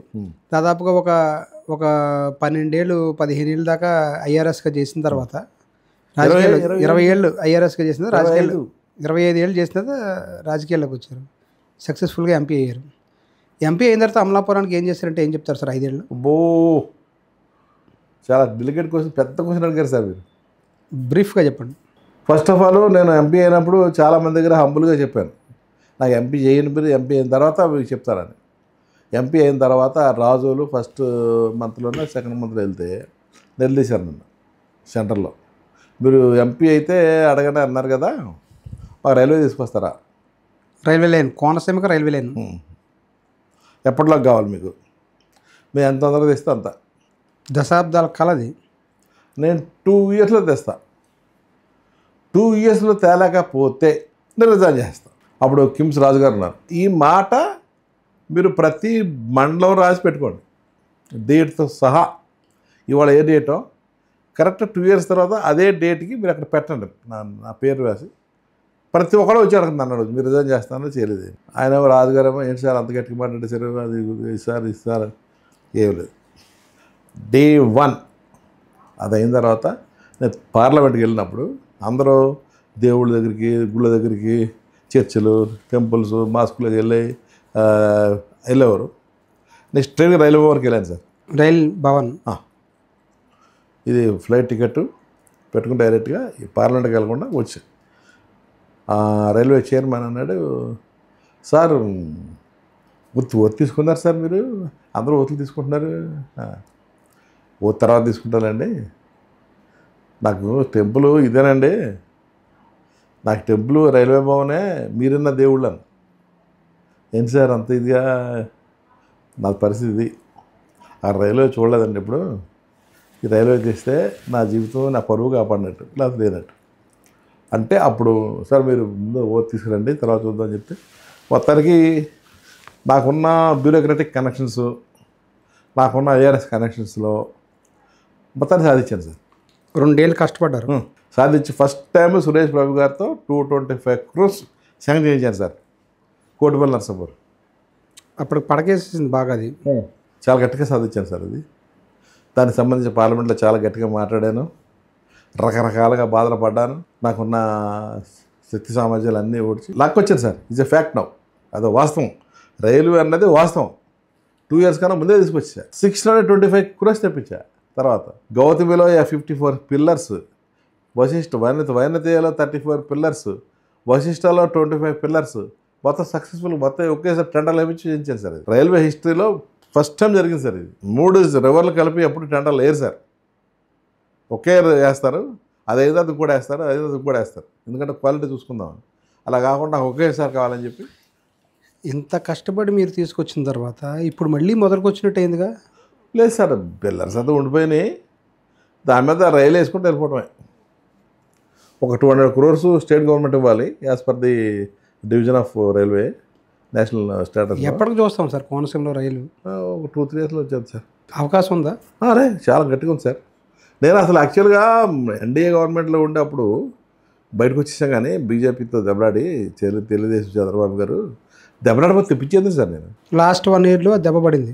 మరి 1 year పడిపోయింది కదా, ఇంకెక్కడ అడుగుతాం సార్ డబ్బులు? ఇది ఒకటే నా యూనిక్ కంట్రిబ్యూషన్, అంటే నా వల్లే అయిందని గర్వంగా చెప్పుకోవాలి సార్ నేను. రెండోది ఓఎన్జీసీ అనేది చాలా పెద్ద ఏరియా సార్. అది దాని ఆపరేషన్స్ కూడా చాలా డేంజరస్గా ఉంటాయి. నేను ఉండగా నగరంలో జరిగింది బ్లాస్ట్. ఆ బ్లాస్ట్కి కారణం ఏంటో చూస్తే నాకు అనిపించింది ఏంటంటే, ఏదో అనిపించింది ఒక కారణం. ఆ కారణం తీయాలంటే ప్రతి గ్యాస్లో వాటర్ ఉంటుందండి. వాటరు, మిథేను, మిథైల్, ఎసిటేట్ అనే రకరకాల కెమికల్స్ ఉంటాయి. వాటర్ దీంతో ఇంటరాక్ట్ అవ్వడం వల్ల సల్ఫ్యూరిక్ యాసిడ్, నైట్రిక్ యాసిడ్ అవుతుంది. ఆ యాసిడ్ ఫార్మేషన్ ప్రివెంట్ చేయాలి. అది చేశాను సార్. ఎలా చేసాము? గ్యాస్ డీహైడ్రేషన్ యూనిట్స్ పెట్టాను సార్. ఒక్కొక్క యూనిట్ 750 crores, అలా 7 పెట్టించాను సార్. కోనసీమ మొత్తం జీడీలోనే సార్. ఇప్పుడు మీ Konaseema is very safe. Mother's womb ఎంత సేఫ్ పిల్లకి, కోనసీమ గ్యాస్ వల్ల అంత సేఫ్. ఎక్కడ లీక్ అయినా వెంటనే అది గ్యాస్ కింద కన్వర్ట్ అయిపోతుంది సార్ వాటర్కి. అన్ని యూనిట్లు పెట్టించారు సార్. ఆ ఎన్ని యూనిట్లు కూడా ఓఎన్జీసీ ఖర్చు పెట్టి చేయించారు సార్. అది ఓఎన్జీసీ ప్రాఫిట్లో కాదు సార్, ఓఎన్జీసీ మూలధనంలో చేయించారు సార్ అది జీడీఏలు. తర్వాత హైవేలు, బోర్డా స్కూల్ నుంచి జగ్గంపేట వరకు విపరీతమైన ఇళ్ళు సార్. టెంపుల్స్, ఇళ్ళు, మాస్కులు, చర్చిలు అటుపక్క ఇటుపక్క ఆక్యుపై చేసి ఒక 6 ఇటు 3 ఉన్న లేన్స్ ఉన్న రోడ్స్ చివరికి ఒక లేన్ రోడ్ అయిపోయిందండి. అది కట్టేశారు అటు ఇటు. కట్టేసిన తర్వాత అప్పుడు ఆ హైవే కావాలి. అది హైవే కావాలని మొత్తం పగలబడేస్తారు. పగలబడేసి పైస వరకు కంపెన్సేషన్. చాలా సిచ్యువేషన్ చాలా చిత్రంగా ఉంది సార్. మా వాళ్ళందరూ సార్ ఇలా ఎట్లా సార్ ఇలా పాల్గొడేస్తే ఎలా సార్ అంటే, మరి హైవే వద్దా? హైవే కావాలి. పాల్గొడాలంటే పాల్గొట్టకూడదు. ఎలాగా? లక్కీగా అప్పుడు నగరంలో యాక్సిడెంట్ అయింది, బ్లాస్ట్ అయింది. 14 మంది ఎంతమంది చనిపోయారు. అప్పుడు దాన్ని ఉదాహరణగా తీసుకుని ఓఎన్జీసీ వాళ్ళందరికీ దగ్గరికి వెళ్ళి, మన గడకారి దగ్గరికి వెళ్ళి, సార్ మాకు ఇప్పటికే ఓఎన్జీసీ వల్ల రకరకాల క్యాజువాలిటీస్ అవుతున్నాయి, ఇది మీరు హైవే వేసి మళ్ళీ హెవీ ట్రక్కులు స్పీడ్గా వెళ్తున్నాయి అంటే మళ్ళీ ఏమైనా నిప్పుకడాలు వచ్చి మా ఇళ్ల మీద పడితే అక్కడ ఉన్న రిఫైన్ మీద పడితే బ్లాస్ట్ అయితే మిమ్మల్ని క్షమించరు. హైవే పక్కన పెట్టండి, మిమ్మల్ని క్షమించరు. ప్రజలు అక్కడ విసిగిపోయి ఉన్నారు. ఓఎన్జీసీని ఆయిల్ ఇన్స్టాలేషన్స్ మొత్తం కలిచేస్తారు సార్. మరి ఏం చేద్దాం? ఏం చేయడం లేదు సార్, బైపాస్ చేద్దాం. ఆ పడేయటాలు ఏమీ లేవు సార్. అదేంటి మా ల్యాండ్ తీసుకుని వదిలేసి ఇంకో ల్యాండ్ తీసుకోమంటే ఏంటి రవీంద్ర? ఏం రవీంద్ర చక్కగా సెన్సిబుల్గా మాట్లాడేవాడు, ఇలా మాట్లాడుతున్నాం. అది సిబిఐ కేసు అయిపోద్ది కదా. మీరు ఏమని చెప్పండి సార్, ఇల్లు పడేయటం లేదు. అక్కడ హ్యూమన్ లాస్ ఎక్కువ. మీరు డబ్బుల కోసం చూస్తున్నారు. ఆ స్పార్క్ ఇస్తే డబ్బులు ఏంటి సార్ లెక్క పెడతారా? ఇంతకు ఎంత కావాలి? మళ్ళీ 200-300 crores కావాలి. ల్యాండ్ ఎక్విజిషన్ చేయించాను సార్ నేను. రూట్ మార్పించి ఉన్న రోడ్డు మార్పించి సిబిఐ కేసు అయిన దాన్ని ఆపించి. ఎక్కడి నుంచి ఎక్కడి వరకు సార్ ఇది? బోర్డర్ స్కూర్ నుంచి ఆల్మోస్ట్ అంతర్వేది దగ్గర సార్. అంత ఆల్మోస్ట్ 16 kilometers ఎంత ఉంది. రాజశేఖర రెడ్డి గారితో మీకు పరిచయం ఉంది సార్? ఎప్పుడైనా కలిసారా? తక్కువ. ఆయన అంటే మీకు బాగా అభిమానం అంటే? బాగా. ఎలా సార్ అసలు? ఏవో సార్, అంటే ఎందుకు ఆయన మీద ఎంత అభిమానం పుట్టింది? బాబాయ్ చెప్పాలంటే నేను నా కోవల్లో మా ఊర్లో I do lot of social service. మీకు తెలుసు కదా, తెలిసి ఉంటుందా తెలియదులే. సోషల్ సర్వీస్ చేస్తాను. పేదలంటే నా మా ఇష్టం సార్. ఇప్పటికి కూడా పేదలకు ఇష్టం ఉండదు. పేదరికం నుంచి పేదలను బయటకు తీసుకురావాలి ఏదో రకంగా ట్రై చేస్తాను. ఇప్పుడు కూడా నాకు బాగా టచ్లో ఉంటారు చాలామంది. సో కోవల్లో స్కూల్ కట్టించాను సార్ నేను. స్కూల్ కట్టిస్తే మళ్ళీ లేని పని ఏదో న్యూసెన్స్ అని చెప్పి డొనేషన్ కాన్సెప్ట్ పెట్టి స్కూల్ కట్టించాను సార్. ఇది క్రిస్టియన్ స్కూల్. 12 lakhs. 12 lakhsలో మా ఫ్రెండ్ శిశుడే గాడు మా బ్యాచ్మేట్ ఐఏఎస్, వాడు 1 lakh ఇచ్చాడు. జార్జ్ కూడా మా బ్యాచ్మేటే, వాడు కలెక్టర్. ఏ జార్జ్ సార్? సంజయ్ జార్జు. వాడు 1 lakh ఇచ్చాడు. సాయి ప్రసాద్ మా బ్యాచ్మేటే, వాడు 1 lakh. అలా 3 lakhs వీళ్ళకి సంపాదించా. నేను జాబ్ చేస్తున్నప్పుడు డబ్బులు పెద్ద తక్కువ సార్. మొత్తానికి స్కూల్ కట్టించేసాను. కట్టిన తర్వాత అప్పుడే రాజశేఖర రెడ్డి గారు ముఖ్యమంత్రి అయ్యారు. రాజశేఖర రెడ్డి గారు అంటే మా కోవల్లో అదొక లాంటి భక్తి. మరి ఎందుకు తెలియదు నాకు. ఆయన అంటే అందరూ పొగుడుతూ ఉంటారు, ఎందుకు పొగుడుతారో తెలియదు. నేను అనుకున్నాను ఒకరోజు మీకు కూడా ఐఆర్ఎస్ అధికారి కదా, మీకైనా కొంచెం ఐడియా ఉండి ఉంటారు కదా ఎందుకు అనేది. అంటే ప్రజలతో బాగా మమేకమై ఉంటాడైనా, పేదలతో బాగా మమేకమై ఉంటాడు, పేదల గురించి ఎక్కువ ఆలోచిస్తూ ఉంటాడు. అదే అప్పుడే కదా వచ్చింది పవర్లోకి. సో అలా చేస్తున్న తప్పే నేను ఆ స్కూల్కి అంతా కట్టేశారు సార్. ఈ స్కూల్ ఇనాగరేషన్ ఎవరిని పిలుద్దాం, మా ఎమ్మెల్యే మంత్రిని పిలుద్దాం, కాదు రాజశేఖరాన్ని పిలుద్దాం అని న్యాయశాయుడు. ఊరుకోండి సార్, మీరు జోకులు వస్తారు, ముఖ్యమంత్రి సార్ ఆయన ఎలా వస్తారు సార్, నా పెద్ద ప్రజాస్వామ్యం మనవ రోడ్లు వేసింది అని చెప్పి మొత్తానికి డిసైడ్ చేసుకుని కోవల్లో చెప్పి అప్పుడు బెంగళూరులో పోస్టింగ్. రవి మల్లు నాకు బాగా క్లోజ్ ఫ్రెండ్. అన్నకి ఫోన్ చేశా, అన్నా ఇలా రాజశేఖర రెడ్డి గారిని కల్పించుకోద్దిగా, చిన్న పని ఉంది. ఏంటి పని అంటే ఇలా స్కూలు, ఎంత స్కూలు 12 lakhs. ఎవరిగా 12 lakhsకి సీక్రెట్ ఎక్కడ వస్తాడు ఆయన? ఇప్పుడే ఏమో ముఖ్యమంత్రి అయ్యి చాలా ఎక్కడో గాల్లో చేరుతున్నాడు. మాకే లేదు, నువ్వు నీ స్కూల్కి వస్తాడా కోవల స్కూల్కి? ఏంటి రవీంద్ర నువ్వు మరీ ఇలా అయిపోయావు అని తిట్టాడు. గొప్పడు బాబు, ఏం ప్రజాస్వామ్యం వచ్చింది అక్కడి నుంచే కదా. ఏది నీ బాధ ఏంటన్నా అంటే, కలవడన్నా నువ్వు అని కలవలేవు, జనం విసుకెత్త కాలలేదు, కలవలేవు, ఆయన్ని కలిసి చెప్పలేవు, చెప్పినా రాడాయన అన్నా, నువ్వు కల్పించన్నా ప్లీజ్.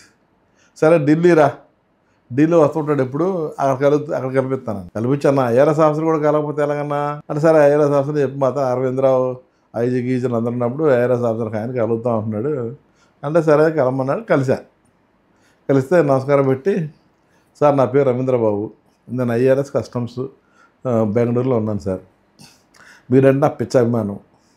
మా ఊళ్ళో అందరం డబ్బులు వేసుకుని గవర్నమెంట్ దగ్గర పైసలు తీసుకోకుండా ఎవరి కాళ్ళే డొనేషన్ చేసి బ్యాక్ టు సొసైటీ అనే కాన్సెప్ట్లో ఒక 12 lakhs పెట్టి స్కూల్ కట్టించాం సార్. ఆ స్కూల్ కట్టేశాం సార్. మీరు వచ్చి ఇనాగరేట్ చేస్తే చాలా బాగుంటుంది సార్. చూశాడు సార్, అదేదో 12 lakhs కదా అని మీరు తక్కువ అంచనా వేయకండి సార్. 12 lakhs హృదయాలు ఉన్నాయి సార్ అక్కడ. మీరు వస్తే ఆ హృదయాలు విరజల్లుతాయి సార్. నేను డాక్టర్ సార్, ఐఆర్ఎస్ ముందు. మీరు డాక్టరా? ఎంబీబీఎస్ డాక్టరా? నేను డాక్టర్ సార్. ఆర్బీసీ ఉన్నాయి కదా సార్, ఆర్బీసీ బ్లడ్లో, డబ్ల్యూబీసీ. మాకు కాంగ్రెస్ ఒక సైట్ ఒక సెల్ ఉంటుంది సార్. మీరు వచ్చిన తర్వాత ఎక్కువైపోయినాయి సార్ సెల్స్. రండి సార్ ఇలా చెప్పా, ఇలాగే మాట్లాడా సార్. రండి సార్, చాలా బాగుంటుంది సార్. మా వాళ్ళందరూ మీరు ఎంపీ, మీరు సీఎం అవ్వగానే నేనే సీఎం, నిన్న సీఎం అని తిరుగుతున్నారు సార్ మామూలు చిన్న చిన్న పిల్లలు. వెళ్ళిపోయిన వెంటనే సీరియస్ తీసుకున్నాడు. ఎంతసేపు మాట్లాడారు సార్ మీరు ఆయన కలిసి? 5 minutes ఉంటుందేమో అన్ని. ఇంతే, 5 minutes కానీ ఎక్కువసేపు ఏమంటుంది. అందులో చుట్టూ జనం నవ్వుడు అరవిందరావు అంటున్నాడు, ఏమో తొందరగా అవ్వగొట్టుకున్నాను. అప్పటికే సరే అయిపోయింది. బెంగళూరు వచ్చా. I'm not very hopeful but somehow hopeful. ఎందుకంటే కరెక్ట్ టైం మాట్లాడాను ఆయనతో కళ్ళల్లో కళ్ళు పెట్టి. సో గ్యారంటీగా ఎంతనైనా మనిషే కదా. ఎవడు అమెరికన్ ప్రెసిడెంట్ అయినా ఇదేనే మనిషే కదా. ఆఫ్టర్ ఆల్ అతను కూడా పడుకున్నప్పుడు నైట్ గుర్తొస్తాం కదా, రేపు పలానాడు అడిగాడే ఆ మాత్రం కామన్ సెన్స్ ఉంటుంది కదా అన్న ఉద్దేశంతో అనుకుని ఇంటికి వెళ్ళిపోయాను. నెక్స్ట్ 2 days తర్వాత 3వ రోజు ఆఫీస్కి వెళ్తే 11కో 11:30కో ఓ ఫోను, ల్యాండ్ ఫోను నా ఆఫీస్కి. Can I speak Ravindra Babu? Ya madam speaking. I'm calling from CM office Hyderabad. CM is coming to your village. I was so excited. అరుస్తున్నానండి. ఎస్ సార్ అని చెప్పి టైంకి చెప్పి పడేసింది.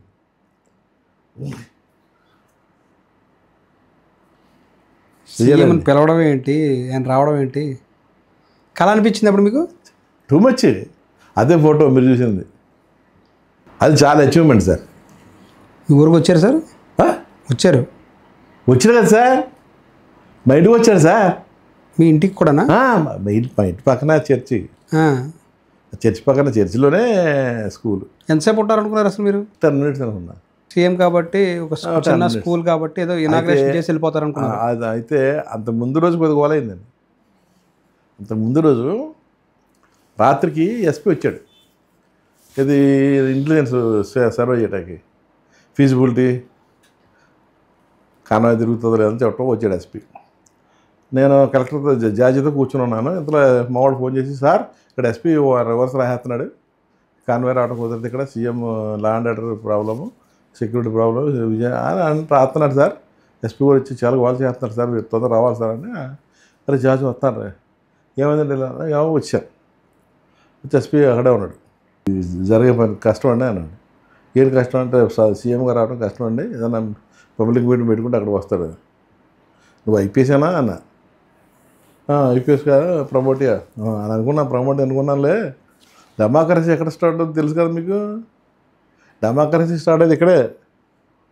ప్రధానమంత్రి అయినా పోయినా, ముఖ్యమంత్రి అయినా పోయినా, మంత్రి అయినా పోయినా ఇక్కడే బాబు జరిగేది. గ్రామస్థాయిలోనే ఇదే జరిగేది ఇక్కడే. For that matter Rajasekhara Reddy గారు ముఖ్యమంత్రి అమ్మగారికి వచ్చాడు. ఏంటండి ఐపీఎస్లో ఐఏఎస్ చదువుతారు మీరు, ఆ మాత్రం కామన్ సెన్స్ లేకుండా?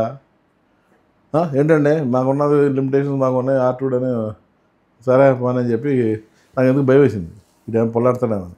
జాజీ చెప్పారు అంటున్నాడు. నేను చూద్దాం, సీఎం నా మాట వింటాడు, ఈ మాట వింటాడు. అది మొత్తాన్ని సీఎం వచ్చిన తర్వాత సీఎం నోట్ ఇచ్చాడు. వద్దే సార్, అంతా ఉంటుంది సార్. అక్కడ ప్రతి ఒక్కరు సోల్జర్ సార్, అక్కడ టెర్రరిస్ట్ ఎవరు వస్తారు సార్? కోవాలి సార్, అది సిట్టడల్ సార్ ఫర్ కాంగ్రెస్, జనరేషన్స్ నుంచి సిట్టడల్ సార్ అది అని చెప్పుకొచ్చాడు. చెప్తే అప్పుడు తీసిన ఫోటో అది. నించుని బైబిల్ చదివాడు. చాలాసేపు ఉన్నాడండి, హాఫ్ అన్ అవర్ ఉన్నాడండి. బైబిల్ చదివాడు సార్ ఫుల్గా.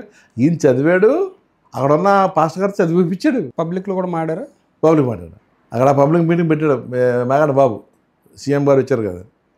ఆ పబ్లిక్ మీటింగ్ స్టేజ్ ఎక్కకుండా కింద కూర్చుని, నేను వచ్చింది కేవలం కోవల్లి రవీంద్రబాబు అన్న ఆయన giving back to society concept కింద పెట్టాడు, అందుకే వచ్చాను, గవర్నమెంట్ దగ్గర పైసలు తీసుకోలేదంట, అందుకే వచ్చా, ఈ స్పీచ్లు ఇవ్వడానికి రాలేదు, నాకు ఎందుకో కాన్సెప్ట్ నచ్చింది అని చెప్పి హెలికాప్టర్ ఎక్కాడండి.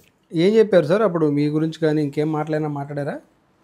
నా గురించి ఏం మాట్లాడుంటారు, చాలా సర్వీస్ చేస్తారు సార్, ఈయనే స్కూల్ కట్టించాడు సార్, ఇదే కాదు కమ్యూనిటీ హాల్ కూడా కట్టించాడు, ఈ రోడ్లో వేయించాడు సార్. అంటే ఇలాంటి సర్వీస్కి ఆయన ప్రభుత్వంతో సంబంధం లేకుండా ఇలా చేయించాడని ఇంప్రెస్ అయ్యాడు. ప్రభుత్వం డబ్బులు తీసుకోలేదు సార్, అది కావాలి ఇది కావాలి అడగంగా. అప్పటి నుంచి రాజశేఖర రెడ్డి గారు అంటే ఇంకా బాగా మన పెరిగిందా సార్? తొందరగా చచ్చిపోయాడు కదా పాపం ఆయన. ఆ తర్వాత పొలిటికల్గా లేను కదా నేను, అప్పుడు సీరియస్ సర్వీస్లో ఉన్నాను కదా సార్. ఆ సర్వీస్లో ఉన్నా కూడా ఎంతో అభిమానం ఉండేది. Okay sir, thank you very much. ఇది డాక్టర్ పండుల రవీంద్రబాబు మనోగతం.